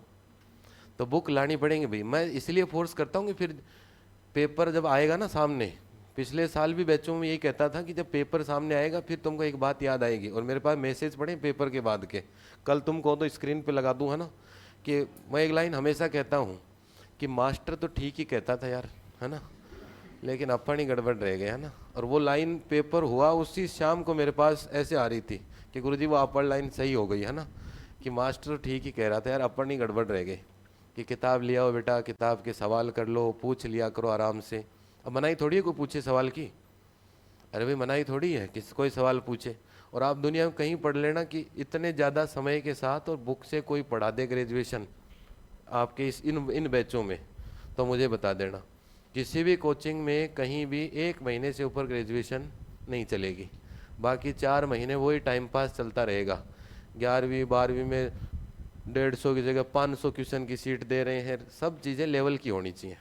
तो किताब लेके आओ, 1000 रुपये खर्च करो। ये भी नहीं कह रहा नहीं लानी है। 2008-9 के बाद की कोई भी किताब, उससे पहले की तो क्या ही मिलेगी, है ना। उससे पहले की तो क्या ही मिलेगी। 8-9 से लेके अब तक 15 साल में चाहे कैसी भी मिल जाए ना, वो ले आओ। समझ गए बात को कि भाई नई लानी है, नई की कोई ज़रूरत ही नहीं है, होनी चाहिए बस। उससे क्या है कि अब जैसे ये सवाल कराया, इसके जैसे 2-3 सवाल और हैं, वो हैं बहुत बड़े, एग्ज़ाम में नहीं आएंगे वो, लेकिन ये सवाल करने के बाद वो सवाल कर लेंगे तो फिर कैलकुलेशन में हम बिल्कुल क्या हो जाएंगे, परफेक्ट। भाई मैं कराऊंगा तो वहाँ क्लास में वो 2 ही सवाल होंगे। अगर मैं कराऊंगा तो वो क्लास में, वो यहाँ नहीं आएंगे, वो ग्रेजुएशन में आते हैं। 5 नंबर का क्वेश्चन आता है वो ग्रेजुएशन में। लेकिन अगर वो 1-2 सवाल आप घर जाके जैसे ये कर लिया, अब ऐसे ही 2-3 सवाल मैं भी नंबर बता देता कि 8 नंबर एग्जाम्पल देख लेना, 10 देख लेना, 11 देख लेना। अगर वो देख लेते घर जाके, 1-2 सोल्व कर लेते, 1-2 ऐसे देख लेते, तो फिर इस तरीके के सवालों में कोई समस्या नहीं होती। चाहे अगला सवाल छोटा पूछे, बड़ा पूछे, √XY की जगह x² + y² दे, सारी दिक्कत ख़त्म हो जाती। बात आ रही है समझ में? या फिर पेपर देखते या ये लाइन ज़रूर याद आएगी फिर, है ना। ये मैं हमेशा कहता हूँ हर बैच में कि मास्टर तो ठीक ही कह रहा था, है ना, गड़बड़ अपन में ही थी। तो इसलिए लेके आओ बेटा किताब या हैं। 10 किताबें बताई थी मैंने पहली क्लास, देखना 10 किताबें अपने सिलेबस में हैं। 10 ही तो बताई थी पहली क्लास में, लिस्ट बताई थी ना पूरी।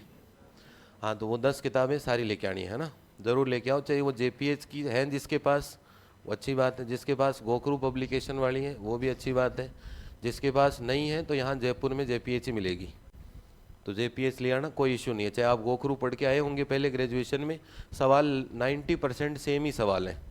सवाल ऐसे हो सकता है कि उस बुक में कोई सवाल अनसोल्ड में है तो इस बुक में वही सवाल कहाँ है, एग्जाम्पल में। ऐसे अल्टरनेट हो सकते हैं सवाल, नंबर अलग हो सकते हैं, बाकी 95% सवाल एज इट इज़ सेम मिलेंगे। ऊपर नीचे जरूर हो सकते हैं कुछ सवाल, बाकी सेम मिलेंगे। चाहे कोई सी किताब हो, लेकिन लेके आओ उसको।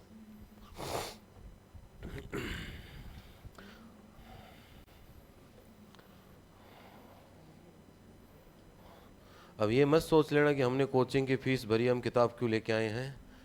ये भी होती है समस्या कि फिर मास्टर का क्या काम है, ये है ना। स्कूल में भी तो भरी थी फीस, किताब घर वालों ने दिलाई थी या नहीं दिलाई थी? दिलाई थी ना। कॉलेज में फीस भरी होगी, कोचिंग की फीस भरी होगी, उसके बाद भी किताब लाए थे ना, लाए थे ना। तो वैसे ही किताब लाओ बेटा, है ना, उनसे थोड़ी नज़दीकी बढ़ाओ।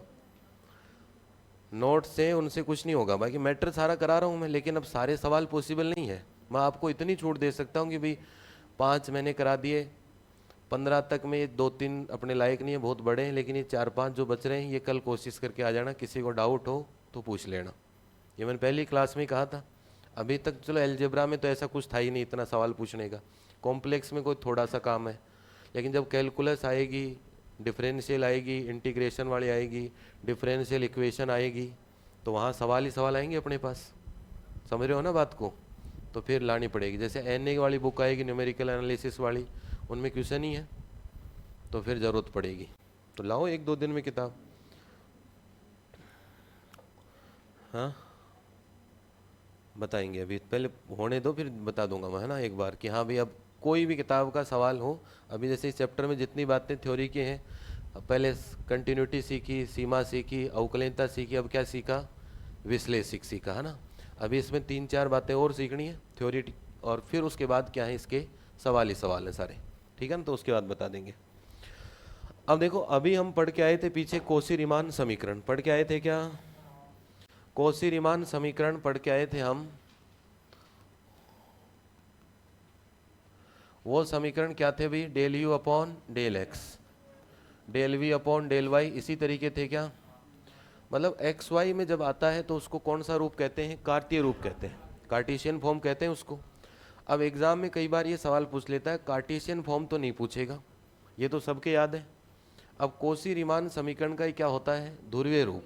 पोलर फॉर्म होती है। तो पोलर फॉर्म कई बार एग्जाम में पूछ लेता है।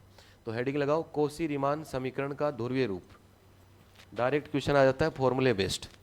कोशी रीमान समीकरण का ध्रुवीय रूप, polar form of Cauchy Riemann equation, polar form of Cauchy Riemann equation. देखो ये तो हम सब जानते हैं, del u upon del x equal to कितना होगा, del v upon del y. इसके बाद है del u upon del y equal to होता है बेटा minus del v upon del x. अब इसका एक पूरा डेरिवेशन होता है, उसमें कन्वर्जन होता है। कन्वर्जन के लिए क्या मान के चलना पड़ता है, सबको पता होगा, x equal to r cos theta, y equal to कितना मान के चलते हैं, r sine theta, x square plus y square equal to कितना, आर स्क्वायर, और इसके साथ साथ थीटा इक्वल टू कितना होता है, tan inverse y upon x. ये सबको काम में लेते हुए जब डेरिवेशन करते हैं तो जब लास्ट रिजल्ट पे पहुंचेंगे तो हमें रिजल्ट याद होना चाहिए, वहाँ डायरेक्ट आएगा आपके पास। वही दो समीकरण किस रूप में आएंगे, ध्रुवीय रूप में, पोलर फॉर्म में। तो देखो कुछ इस तरीके से याद रखना है, ऊपर u होता ही है, ऊपर v होता ही है, पहले समीकरण में भी, दूसरे में भी ऊपर u और यहाँ क्या होगा v, ऐसा ही होता है। यहाँ शुरू करेंगे बेटा r से, यहाँ क्या आएगा थीटा, थीटा आया तो साथ में क्या लगता है 1/r।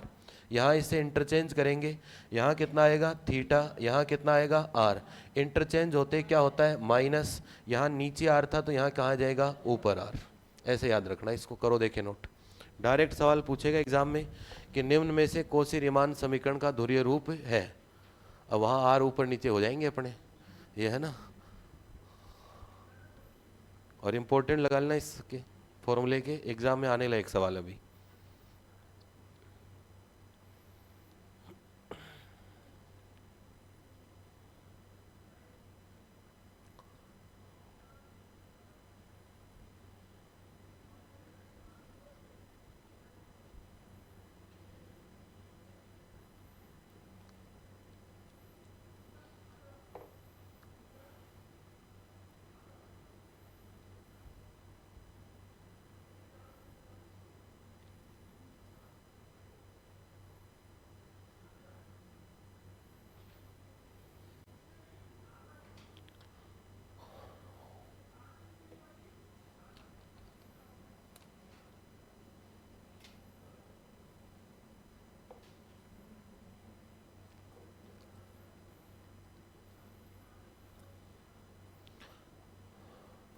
तो इसके लगाना भी इम्पोर्टेंट, एग्ज़ाम में आने लायक है, अच्छा फॉर्मूला है। और थोड़ा सा ऐसे लॉजिक से याद रखा करो कि यू वी तो आएंगे ऊपर, आर थीटा आ जाएगा, थीटा के साथ 1/r, चेंज होते ही किसका साइन माइनस का, और ये भी चेंज हो जाएगा, नीचे से कहाँ चला जाएगा ऊपर। ऐसे रटोगे आंख बंद करके तो ज़रूर भूल जाओगे, लेकिन ऐसे थोड़े से लॉजिक से सेट रखा करो। इसके बाद देखो नेक्स्ट सब आता है अपने पास परसमवादी फलन, हार्मोनिक फंक्शन। परसमवादी फलन या जिसे कहते हैं हार्मोनिक फंक्शन।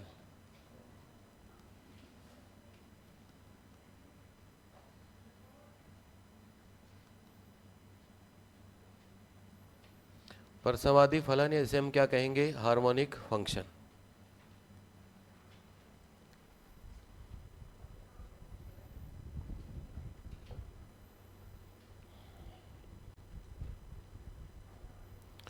पहले पूरी डेफिनेशन लिख लो, फिर बात बता देंगे एक्चुअल करना क्या होता है, सवाल कैसे चेक होंगे कि फंक्शन हार्मोनिक होगा कि नहीं होगा।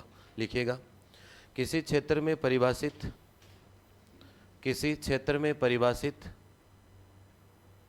किसी क्षेत्र में परिभाषित वास्तविक मान फलन,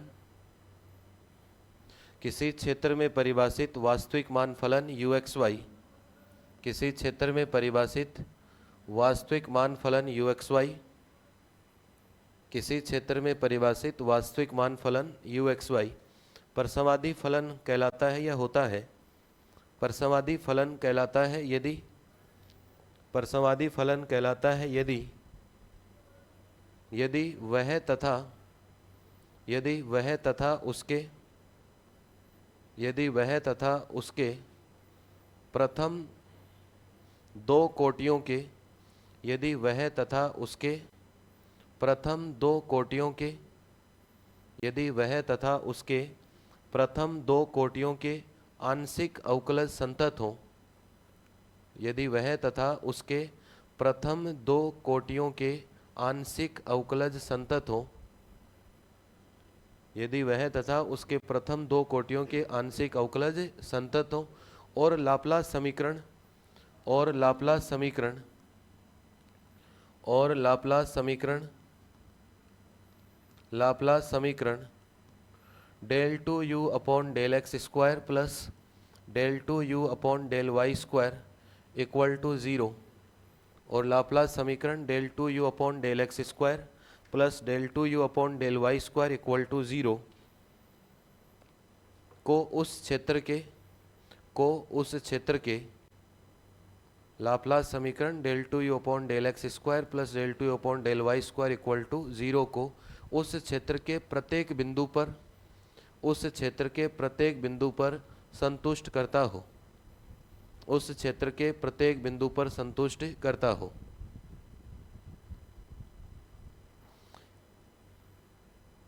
इंग्लिश में लिख लो, a real valued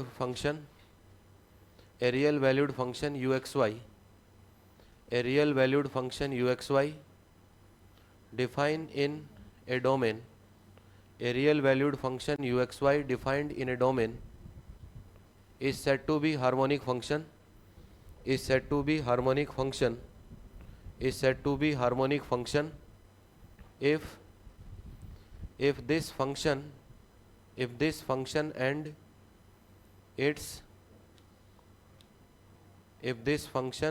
its first two order partial derivatives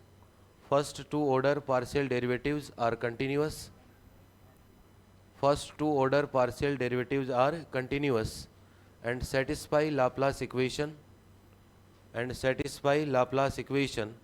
del 2u upon del x square plus del 2u upon del y square equal to 0 and satisfy Laplace equation del 2u upon del x square plus del 2u upon del y square equal to 0।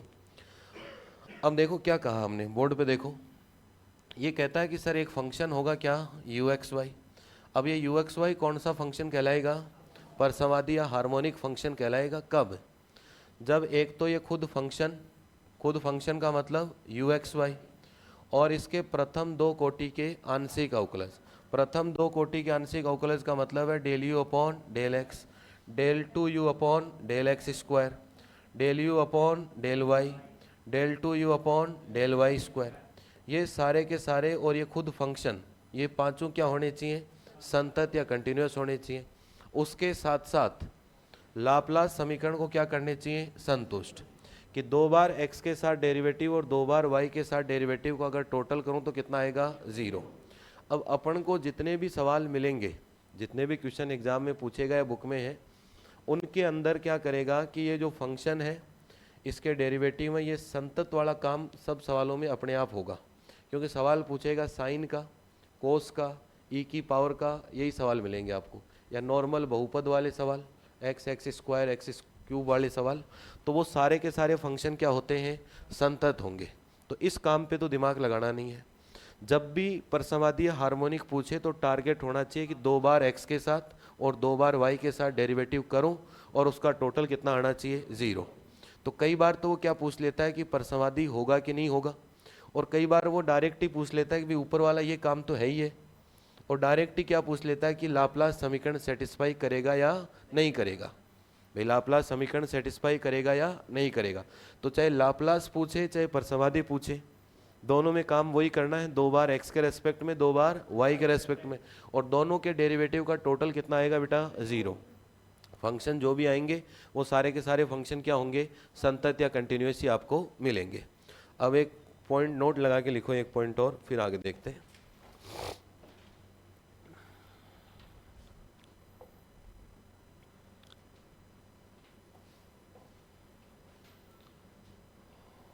यदि किसी क्षेत्र में, note लगा के लिख लो और important भी लगा लो इस नोट के, यदि किसी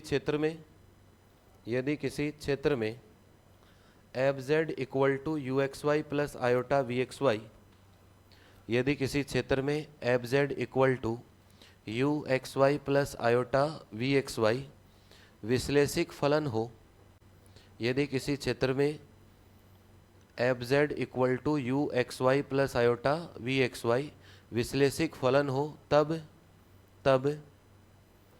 तब यू एक्स वाई तथा वी एक्स वाई तब यू एक्स वाई तथा वी एक्स वाई तब यू एक्स वाई तथा वी एक्स वाई उस क्षेत्र में तब यू एक्स वाई तथा वी एक्स वाई उस क्षेत्र में परसमाधि फलन होते हैं। तब यू एक्स वाई तथा वी एक्स वाई उस क्षेत्र में परसमाधि फलन होते हैं। जरूरी नहीं कि देखो कोई भी फंक्शन होगा, हमारे पास फंक्शन क्या दिया हुआ है, if any function f z u x y plus कितना होगा आयोटा वी एक्स वाई, और ये क्या हो फंक्शन एनालिटिक है, दिस फंक्शन इज एनालिटिक, तब क्या होगा आपके पास कि both u x y and v x y दोनों क्या होंगे हार्मोनिक या क्या होंगे परसमाधि होंगे। यही तो कहा इसके अंदर हमने कि फंक्शन एफ जेड है यू एक्स वाई प्लस कितना है आयोटा वी एक्स वाई। अगर आपको इतना मिल जाए कि ये फंक्शन क्या है विश्लेषिक है एनालिटिक है, तो फिर आपको ये चाहे ये ले लो चाहे ये फंक्शन ले लो, दोनों वास्तविक मान फलन ही तो है, एक्स वाई वास्तविक वैल्यू है, एक्स वाई भी क्या है रियल वैल्यूड फंक्शन है, तो चाहे यू एक्स वाई ले लो चाहे वी एक्स वाई दोनों क्या होंगे परसमाधि या क्या होंगे आपके पास हार्मोनिक फंक्शन होंगे। तो काम आएगा ये पॉइंट। अब देखो कुछ सवाल चेक करके बताओ कि हार्मोनिक होगा कि नहीं होगा।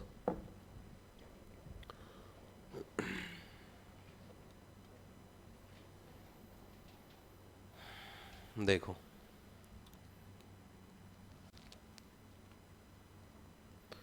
फंक्शन दिया हुआ आपको u x y equal to cos x और कोस हाइपरबोलिक वाई, चेक करके बताओ हार्मोनिक होगा कि नहीं होगा, परसमाधि फलन होगा कि नहीं होगा बताइए। हार्मोनिक फंक्शन आपको चेक करना है, बताइए। तो वो कंटिन्यूअस वाला काम तो छोड़ देना, कंटिन्यूअस तो है ये कोस साइन हाइपरबोलिक। अब दो काम करने हैं, दो बार एक्स के रेस्पेक्ट में दो बार वाई के, और टोटल कितना आना चाहिए 0, तो हार्मोनिक हो जाएगा, नहीं आएगा तो नहीं होगा।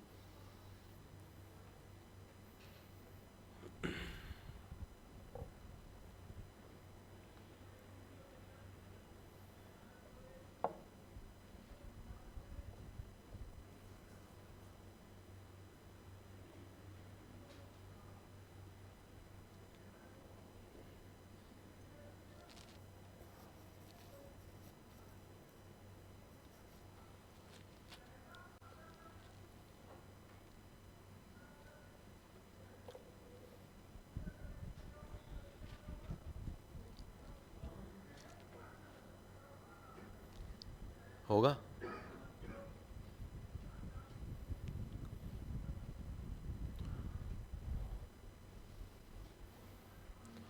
एक वो फॉर्मूले दिए थे आपको समाकलन अवकलन के, रख दिए होंगे बेटा है ना ले जाके, या भूल गए होंगे है ना कि हमें तो दिए थे या नहीं दिए थे।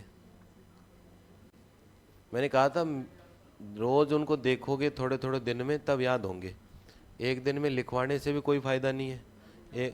हैं क्या समझ नहीं आता, साइन का अवकलन कोस होगा, ये कुछ समझने की बात है क्या है? आगे जाके वो याद करने पड़ेंगे बेटा, यहाँ प्रूफ नहीं करेंगे, ये कोई 12वीं का पेपर थोड़ी है कि 1/√1 माइनस एक्स स्क्वायर को मैं साइन एक्स मानूंगा एक्स को फिर प्रूफ करेंगे, वो याद ही करना पड़ेगा बेटा, ये है ना भाई। यहाँ ऐसा थोड़ी है कहीं समाकलन आ गया बोले एक बार रुको मैं सूत्र प्रूफ कर लेता हूँ, है ऐसा थोड़ी है। तभी तो कहा था मैंने उनको 10-5 दिन से देखते रहना बेटा है ना, एक बार पढ़ोगे 2 बार पढ़ोगे फिर दूसरी बार बिना देखे लिखोगे, तब जाके ऐसे 3-4 बार में याद होंगे, ये है ना। मैं ऐसा थोड़ी है कि ये कोई सवाल आ गया हो 1/√, में फिर x बराबर साइन एक्स मान लो ऊपर कोस थीटा t मान लेंगे इसको, तो ऐसे प्रूफ थोड़ी करेंगे, फिर याद करने पड़ेंगे। देखो मेहनत तो मांगती है भी, सीधी सी बात करनी पड़ेगी मेहनत। अब इसमें क्या है देखो कोस साइन के तो सबको आते होंगे। अब हाइपरबोलिक का भी क्या होता है, जैसा कोस साइन होता है वैसे ही होता है, लेकिन हाइपरबोलिक में प्लस ही रहता है हमेशा, माइनस नहीं होता, चाहे समाकलन हो चाहे क्या हो अवकलन हो प्लस ही रहता है बस। तो क्या करेंगे, ये होगा बेटा del u upon del x, तो कितना होगा माइनस कितना हो गया साइन एक्स, इसका तो होगा, इसका होगा नहीं वाई वाले का, तो ये हो गया कॉस हाइपरबोलिक वाई। ये हो गया डेल टू यू अपॉन कितना हो गया del x square equal to, अब साइन का कितना होगा बेटा कोस, माइनस तो बाहर आई, इसका होगा नहीं तो कितना हो गया कोस हाइपरबोलिक वाई। इसके बाद अगर y के रेस्पेक्ट में करेंगे तो del u upon del y, तो इस बार कोस का तो होगा नहीं बेटा, कोस हाइपरबोलिक का कितना होगा साइन हाइपरबोलिक, हाइपरबोलिक में प्लस माइनस से कोई फर्क नहीं है, प्लस ही रहेगा। दोबारा से y के रेस्पेक्ट में करेंगे तो कितना होगा कोस एक्स, और साइन का कितना हो जाएगा कोस हाइपरबोलिक वाई। अब दोनों को क्या करना है टोटल, टोटल कितना आ रहा है 0, तो क्या होगा हार्मोनिक फंक्शन होगा। तो ये हो जाएगा del two u upon del x square plus del two u upon del y square equal to कितना होगा 0। तो लाप्लास सेटिस्फाई करेगा, लाप्लास समीकरण क्या हो गया संतुष्ट या सेटिस्फाई हो गया, और संतत या कंटिन्यूस होंगे ही सवाल, तो क्या होगा ये परसमाधि फलन या हार्मोनिक फंक्शन भी होगा, परसमाधि फलन या क्या होगा हार्मोनिक फंक्शन भी होगा। करो देखें नोट, मेहनत करनी पड़ेगी भी है ना, ऐसा नहीं है कि पहले की तरह नहीं है कि मैथ में बच्चे कम हैं, बच्चे मैथ साइंस में ज़्यादा है ना, तो एक आधा ही सब्जेक्ट ऐसा बचा है जिससे बच्चे अपन कम है, बाकी अपन ऊपर आने वाले हैं ना। इन सालों में कम थोड़ी पढ़ाए मैंने बीएससी में बच्चे है ना।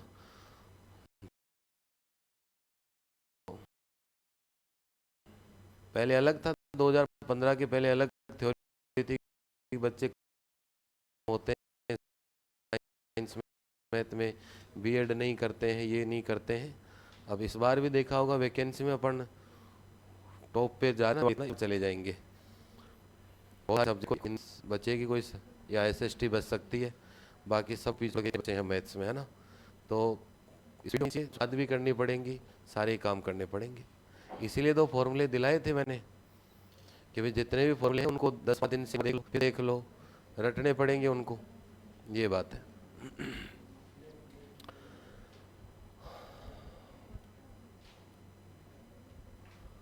चलें आगे। इसके बाद देखो एक शब्द और आता है, इसे कहते हैं परसमाधि संयुग्मी। क्या कहते हैं परसमाधि संयुग्मी या हार्मोनिक कंजुगेट। परसमाधि संयुग्मी या जिसे हम क्या कहते हैं हार्मोनिक कंजुगेट।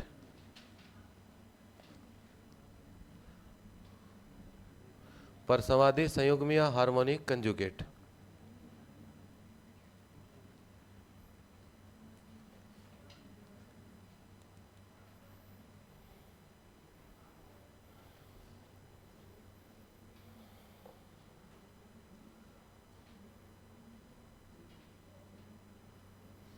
देखो कोई भी फंक्शन है अपने पास एफ जेड, बोर्ड पे देखो पहले, ये फंक्शन हमारे पास एफ जेड होता है बेटा यू एक्स वाई और प्लस कितना होता है iota v x y, u x y plus कितना होता है आयोटा वी एक्स वाई, ठीक है। अब f z equal to u x y plus iota v x y, इसमें देखो परसमाधि संयुग्मी या हार्मोनिक कंजुगेट का मतलब होता है कि u के लिए तो परसमाधि संयुग्मी कौन है v, और v के लिए परसमाधि संयुग्मी कौन है u। बात समझ में आई कि परसमाधि संयुग्म मतलब u के लिए कौन होगा संयुग्मी या कंजुगेट v होगा, और v के लिए संयुग्मी या कंजुगेट कौन होगा u होगा। तो जितने भी सवाल आपको देखने को मिलेंगे उन सवालों में क्या होगा कि आपको u तो देगा, क्या देगा आपको u तो देगा, और u दे के आपसे पूछेगा कि परसमाधि संयुग्मी ज्ञात कीजिए या हार्मोनिक कंजुगेट, मतलब u दे के आपसे क्या पूछेगा बेटा v पूछेगा। बात समझ में आई। तो देखो नीचे लिख लेंगे हम कि यदि, ये लिखने की जरूरत नहीं, आप ऐसे लिख लेना यहाँ से, यदि f z equal to u x y plus iota v x y, यदि f z equal to u x y plus iota v x y में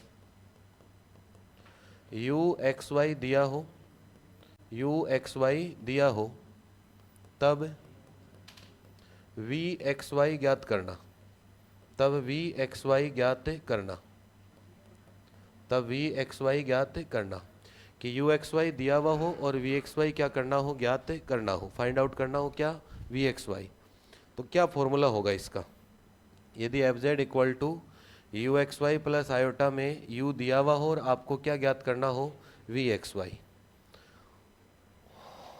देखो बोर्ड पे देखो, डायरेक्ट v ज्ञात नहीं होगा, बोर्ड पे देखो बेटा, है ना, फॉर्मूला भी याद हो जाएगा। v ज्ञात नहीं होगा, फॉर्मूला किसका होता है, dv का। v का नहीं होता, फॉर्मूला किसका होता है, dv का। ऐसे याद रखा करो कि यहाँ लिखना है मेरे को dx और यहाँ क्या लिखना है, dy।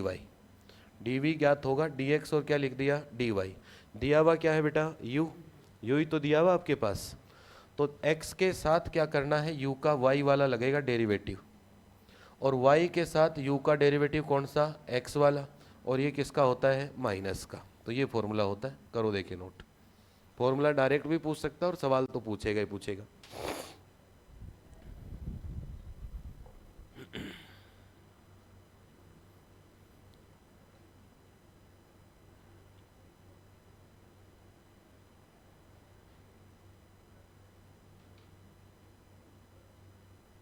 तो u दिया हुआ होगा आपको, और क्या पूछेगा, v, जिसे हम कहेंगे परसंवादी संयुग्मी, या क्या कहेंगे, हार्मोनिक कंजुगेट कहेंगे। और v डायरेक्ट ज्ञात नहीं होगा, क्या होगा, dv। dx dy लिखना है, u दिया हुआ तो u के ही होंगे दो डेरिवेटिव, u का x के साथ कर सकते हैं और y के साथ। तो dx के साथ तो y वाला लगाना है और dy के साथ x वाला, और एक क्या हो जाएगा, माइनस।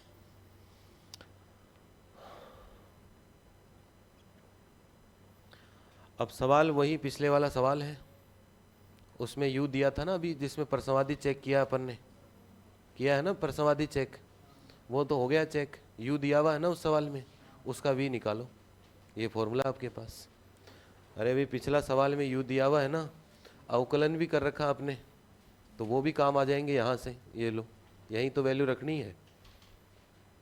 और करके बताओ देखे कि सर v क्या आएगा पिछले सवाल में।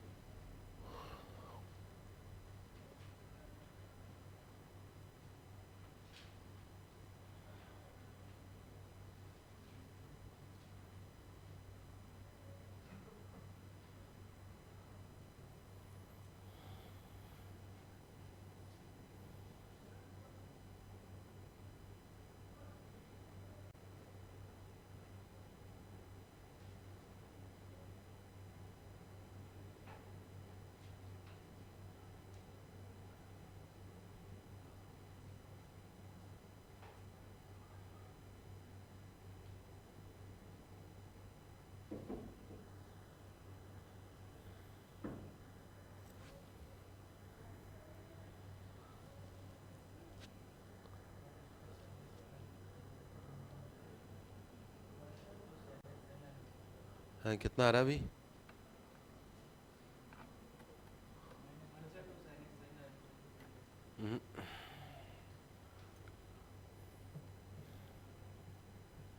क्या आ रहा है,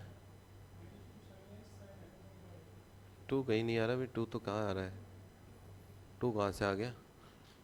हाँ,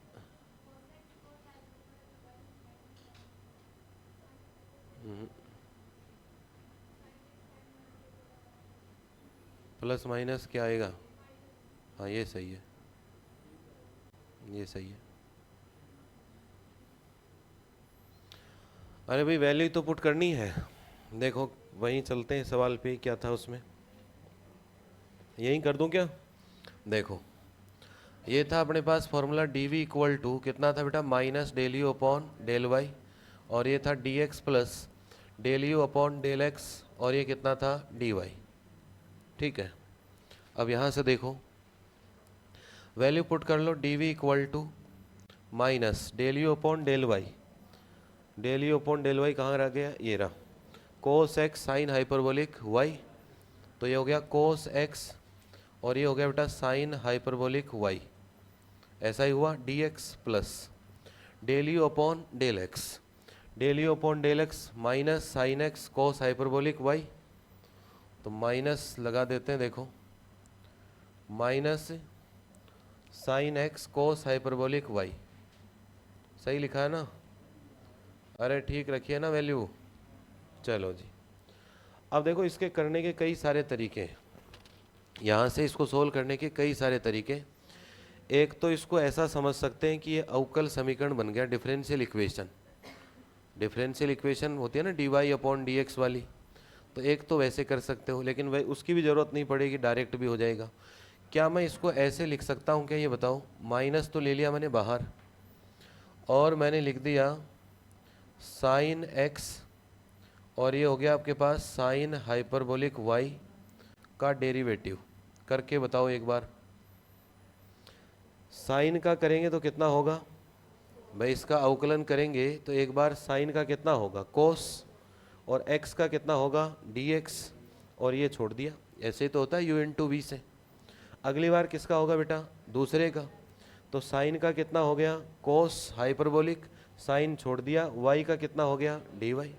तो ये जो दो पद लिखे हुए हैं ये इसका अवकलन ही है क्या? ये जो दो पद लिखे हुए हैं इसी का अवकलन है क्या? ये इसी का अवकलन है। और माइनस दोनों में था तो माइनस मैंने कहाँ लगा रखा है, बाहर। ये माइनस कहाँ अपना, बाहर।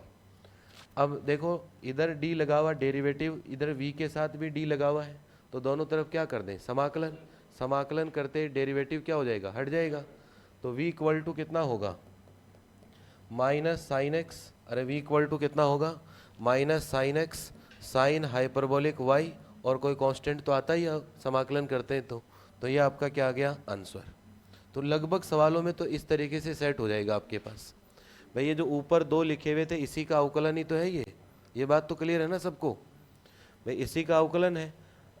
चेक कर लो, उल्टा करके देख लो कहाँ दिक्कत है। साइन का किया कितना हो गया कोस, एक्स का कितना डी एक्स, इसको छोड़ दिया। अगली बार इसका होगा तो साइन हाइपरबोलिक का कितना हो गया कोस हाइपरबोलिक वाई, वाई का कितना हो गया डी वाई, और इसको छोड़ दिया बेटा, माइनस बाहर था ही अपने पास। एक तरीका तो ये है। और एक अभी चलो अवकल समीकरण पढ़े नहीं है पढ़ने, लेकिन एक अवकल समीकरण से भी कर सकते हैं। उसमें एक नाम सुना होगा आपने, यथार्थ अवकल समीकरण, एग्जैक्ट डिफरेंशियल इक्वेशन। सुना है क्या? अरे सुना होगा एक नाम।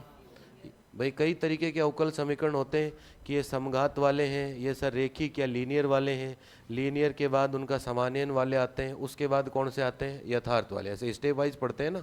पहला कौन सा पढ़ते हैं, चर पृथक्करण, फिर समघात, फिर रेखिक, फिर बर्नौली पढ़ते हैं बीच में, और फिर कौन सा पढ़ते हैं, यथार्थ या एग्जैक्ट। और एग्जैक्ट का वैसे तो जो सही मेथड है वो तो बड़ा होता है।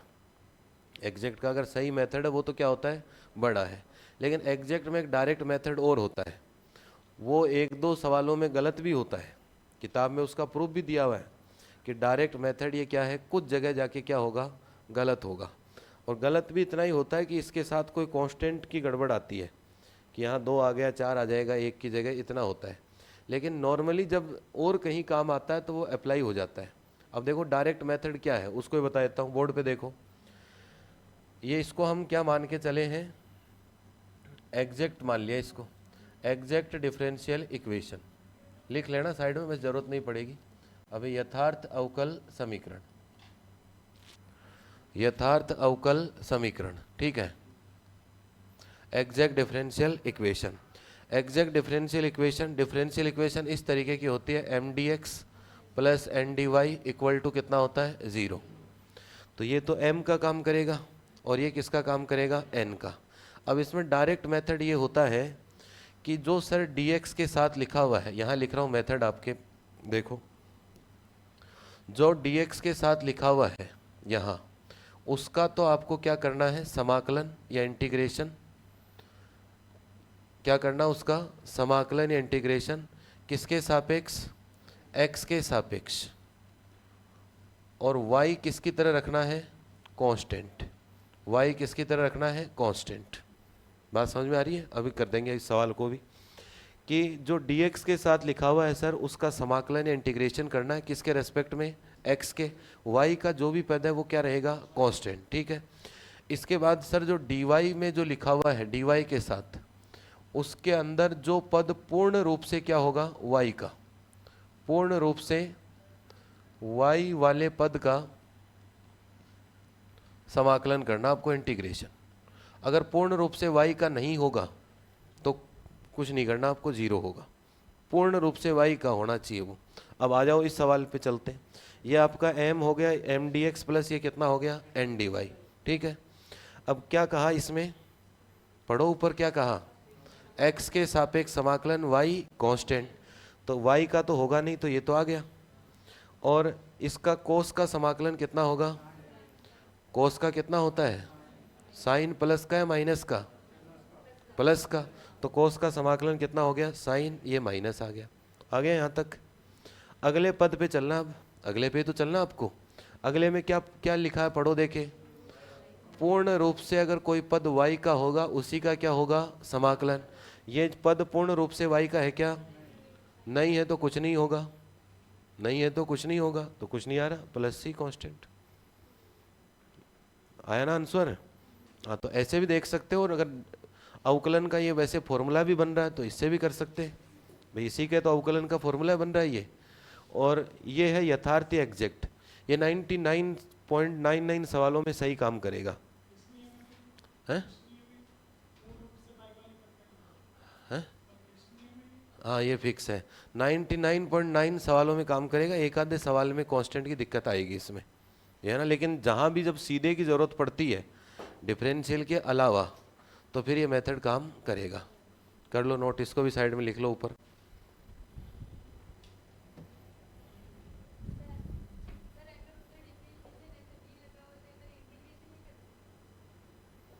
कहाँ डी लगा हुआ है,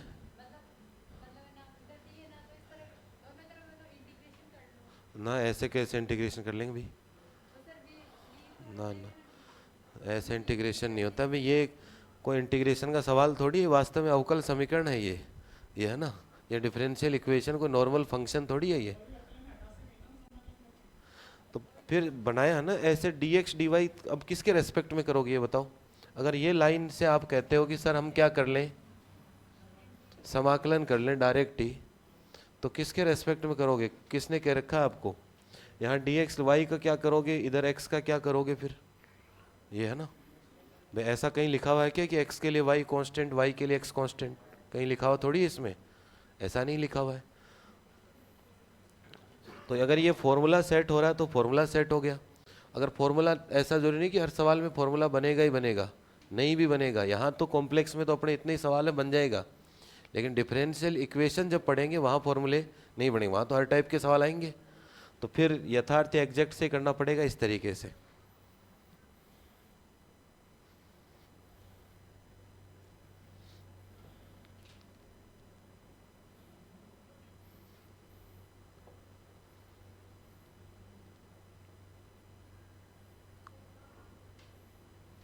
ऐसे समाकलन तभी होगा भी जब एक के ही चर के होंगे, ऐसे नहीं होगा बेटा।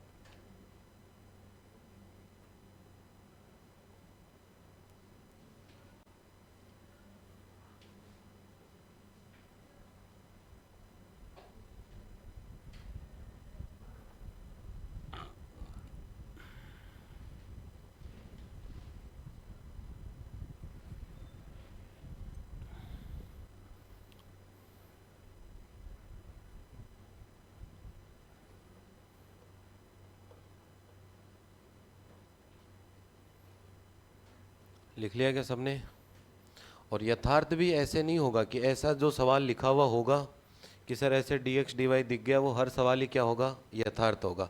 यथार्थ की भी कंडीशन होती है कि यथार्थ कोई सवाल कब होता है कि m का y के रेस्पेक्ट में डेरिवेटिव और n का x के रेस्पेक्ट में डेरिवेटिव बराबर होता है, तभी सवाल क्या बनता है, यथार्थ। ऐसे तो हर ही सवाल लिखा रहेगा भाई, कुछ यहाँ लिखा हुआ है डी एक्स प्लस कुछ यहाँ लिखा हुआ है क्या, डी वाई, तो हर सवाल एग्जैक्ट नहीं होगा। जब और डिफरेंशियल इक्वेशन पढ़ेंगे तब पढ़ लेंगे, लेकिन ये कंडीशन भी आनी चाहिए आपको कि ऐसा दिखते ही कि सर सवाल यथार्थ हो गया, ऐसे नहीं होगा। हर सवाल एग्जैक्ट नहीं होगा। m का y के रेस्पेक्ट में ये कंडीशन बराबर होगी तभी सवाल क्या बनेगा, एग्जैक्ट, और एग्जैक्ट होगा तब फिर इस मेथड को हम काम में ले लेंगे। ऐसा नहीं कि हर सवाल तुरंत ही देखते ही एग्जैक्ट हो जाएगा, ऐसा लिखा हुआ होगा तो एग्जैक्ट नहीं होगा। लिख लो कंडीशन, वहाँ भी लिखेंगे, वहाँ बहुत सारे सवाल करेंगे अपन कि एग्जैक्ट कंडीशन क्या होगी, del m upon del y बराबर क्या होता है, del n upon del x.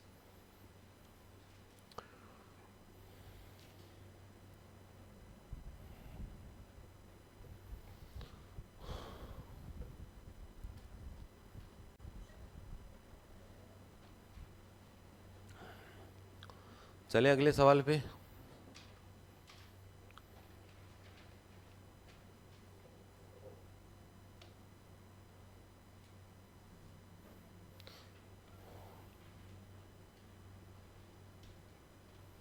अगला सवाल देखो बेटा,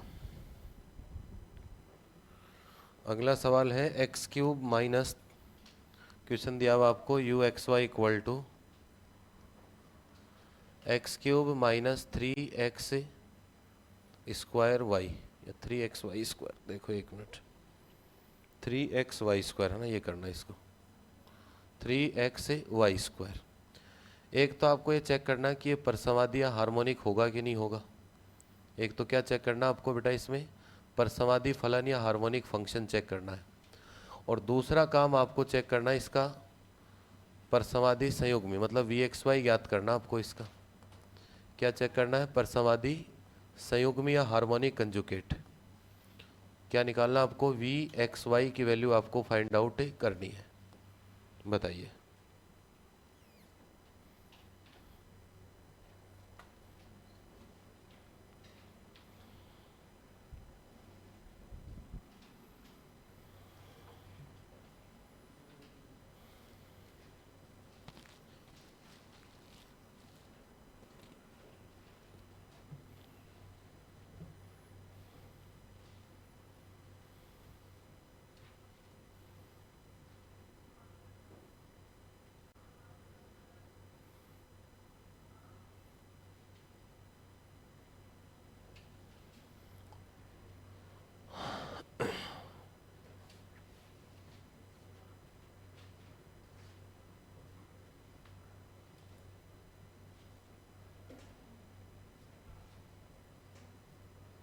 है क्या भाई हार्मोनिक, और वी एक्स वाई फॉर्मूला है ना डी वी वाले, उसमें वैल्यू पुट करो, करो देखिए सॉल्व।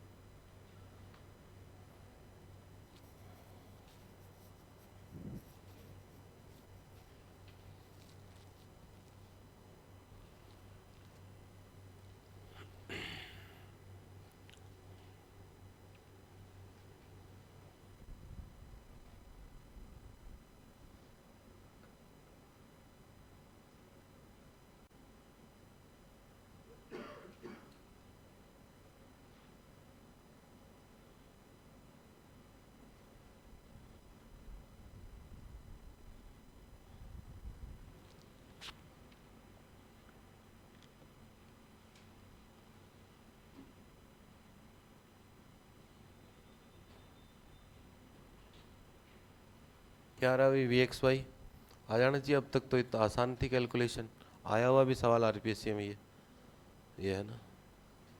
क्या आ रहा है बताओ, 3x स्क्वायर वाई, आगे माइनस से वाई क्यूब प्लस से सी आ जाएगा ना, ये सही आंसर ये वाला, 3x square y minus y cube plus c, कोई भी कांस्टेंट आ जाएगा। देखो क्या करना अभी, del u upon del x, x के रेस्पेक्ट में करूँगा तो बेटा कितना होगा 3x स्क्वायर, यहाँ x के रेस्पेक्ट में करूँगा तो x का ही होगा, y क्या रहेगा कांस्टेंट, तो x का कितना हो गया 1, तो कितना हो गया 3y स्क्वायर। दोबारा करते हैं del two u upon del x square, तो कितना हो गया 6x, और ये 0 हो गया, भाई एक्स के रेस्पेक्ट में एक्स है ही नहीं, तो ये वाई किसकी तरह काम करेगा, कांस्टेंट या अचर की तरह, तो ये कितना हो गया, 0। इसके बाद देखो बेटा डेल यू अपॉन कितना होगा, डेल वाई, वाई के रेस्पेक्ट में करूँगा तो यहाँ वाई है क्या, नहीं है, तो कांस्टेंट, कांस्टेंट है कितना, 0। इधर देखो कितना हो गया, माइनस, इसका तो होगा नहीं, वाई स्क्वायर का 2y, तो कितना हो गया 6xy। इसके बाद देखो बेटा डेल 2u अपॉन कितना होगा, डेल वाई स्क्वायर, तो कितना होगा, दोबारा से करेंगे तो कितना होगा 1, और कितना बच गया, -6x। अब इन दोनों का टोटल कितना हो रहा है, 0, तो हार्मोनिक होगा कि नहीं होगा, होगा, तो हार्मोनिक तो हो जाएगा, लाप्लास भी हो जाएगा। नीचे लिख देते हैं del 2u upon del x square plus del 2u upon del y square और इक्वल टू कितना, 0। तो क्या हो गया आपके पास, हार्मोनिक या परसमादी हो गया, हार्मोनिक फंक्शन बन गया आपके पास, ठीक है। इसके बाद देखो बात करते हैं किसकी, परसमादी संयुग्म या हार्मोनिक कंजुकेट की। तो हार्मोनिक कंजुकेट का क्या फॉर्मूला सीखा बेटा, डीवी इक्वल टू कितना, minus del u upon del y और साथ में कितना, d x plus del u upon del x साथ में कितना, डी वाई। वैल्यू पुट करेंगे तो d v equal to minus del u upon del y, del u upon del y कितना है, माइनस तो प्लस हो जाएगा, तो प्लस कितना हो गया बेटा 6xy और ये कितना हुआ dx। इसके बाद कहता है कि del u upon del x, तो 3x square minus 3y square, तो ये हो गया 3x स्क्वायर माइनस कितना 3y स्क्वायर, यही हुआ ना, और कितना हो गया dy। अब देखो क्या किया जाए इसके अंदर, यथार्थ या एग्जैक्ट से ही करेंगे सवाल को। अब यथार्थ या एग्जैक्ट में देखो बेटा ये तो किसका काम कर रहा है, m का, और ये किसका काम कर रहा है, n का। तो एक बार थोड़ा सा चेक कर लेना चाहिए कि यथार्थ है या नहीं है। तो यथार्थ है या नहीं है उसके लिए क्या पढ़ के आए पीछे, कि m का y के साथ और n का x के साथ। तो देखो ये m का y के साथ कितना होगा बेटा 6x, इसका किसके साथ, x के साथ, तो कितना हो जाएगा 6x, और इसका होगा नहीं, तो बराबर है। इसका मतलब क्या बन गया, यथार्थ या एग्जैक्ट। अब यथार्थ या एग्जैक्ट बन गया आपके पास, तो क्या होगा, यथार्थ अवकल समीकरण है आपके पास ये, और मेथड डायरेक्ट सीखा है ही। क्या मेथड सीखा हमने, डी वी इक्वल टू कितना हो जाएगा, अब यहाँ से देखो v इक्वल टू कितना होगा बताओ, इसमें क्या करना है, समाकलन किसके साथ, x के साथ, y किसकी तरह, कांस्टेंट, तो x का समाकलन कितना होगा बेटा, एक्स स्क्वायर बटे 2, तो एक्स स्क्वायर बटे 2 होगा, तो 2 से कट गया तो 3x स्क्वायर y बच गया। यहाँ उसी पद का समाकलन होगा y के साथ होगा, जो पूर्ण रूप से किसका होगा, y का होगा, पूर्ण रूप से किसका होना चाहिए, y का। ये x का है, इसका तो कुछ नहीं होगा, ये पूर्ण रूप से किसका है, y का है ना, y का पूर्ण रूप से दूसरा पद, तो इसका होगा समाकलन y स्क्वायर कितना होगा बेटा, y की पावर 3 बटे 3, और 3 क्या हो गया, कैंसिल, तो y क्यूब माइनस है ही, और प्लस कोई कांस्टेंट कितना हो गया c, तो ये क्या बन गया आपके पास v कह दो vxy, या क्या बन गया आपके पास, परसमादी संयुग्मी या हार्मोनिक कंजुकेट। परसमादी संयुग्मी या क्या बन गया आपके पास, हार्मोनिक कंजुकेट।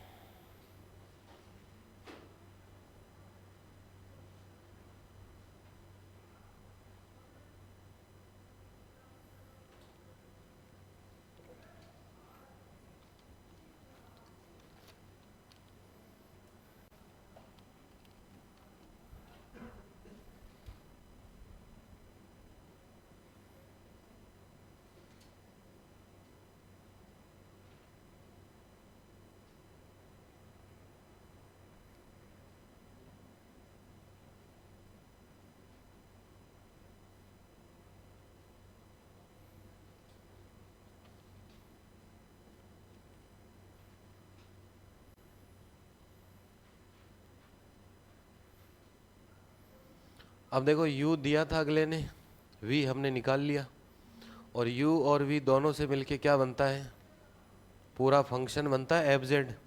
तो एफ जेड बनाओ, क्या बनेगा, एफ जेड इक्वल टू क्या होता है, u x y plus iota v x y. बताओ एफ जेड क्या होगा,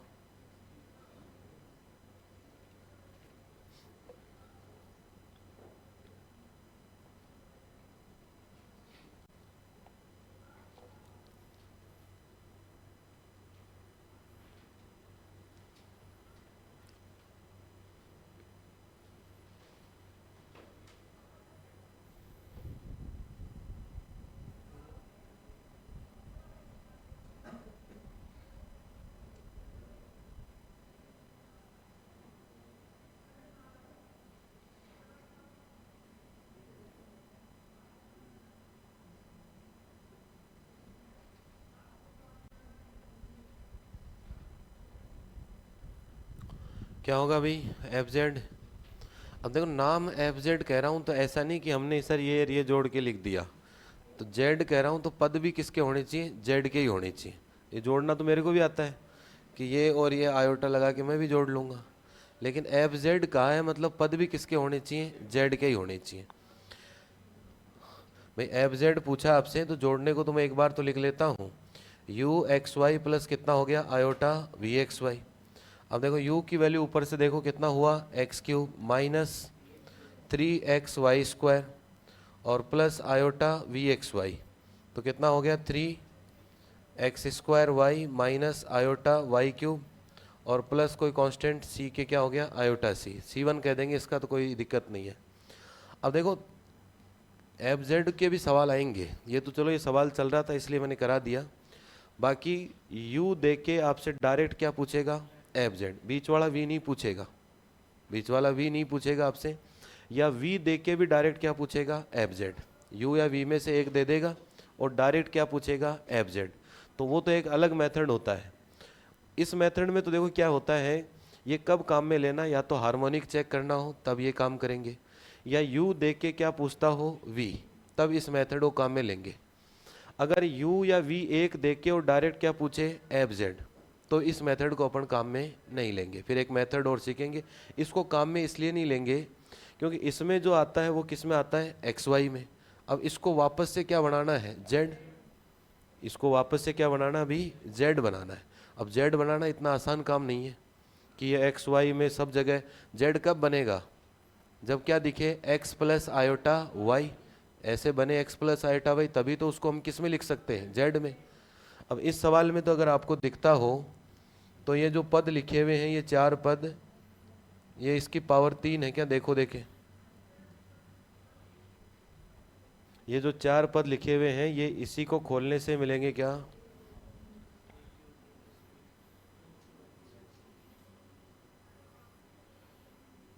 इसी से मिलेंगे।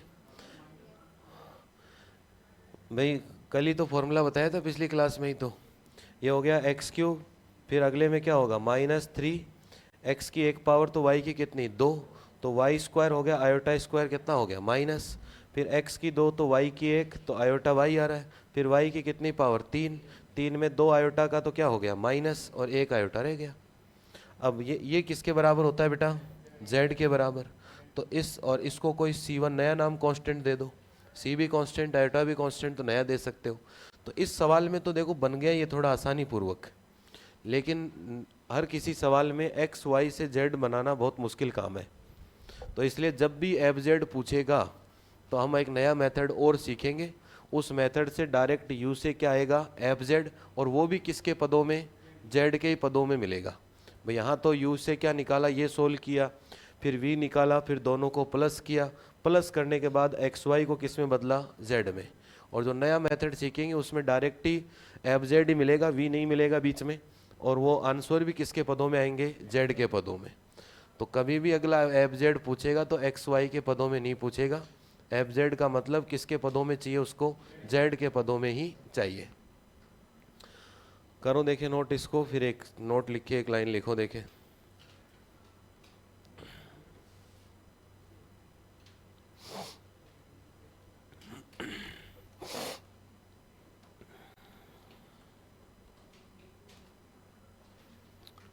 ये लिख लिया सबने, अब लिखो नोट लगा के एक पॉइंट लिख लो। यदि किसी क्षेत्र में, यदि किसी क्षेत्र में, यदि किसी क्षेत्र में,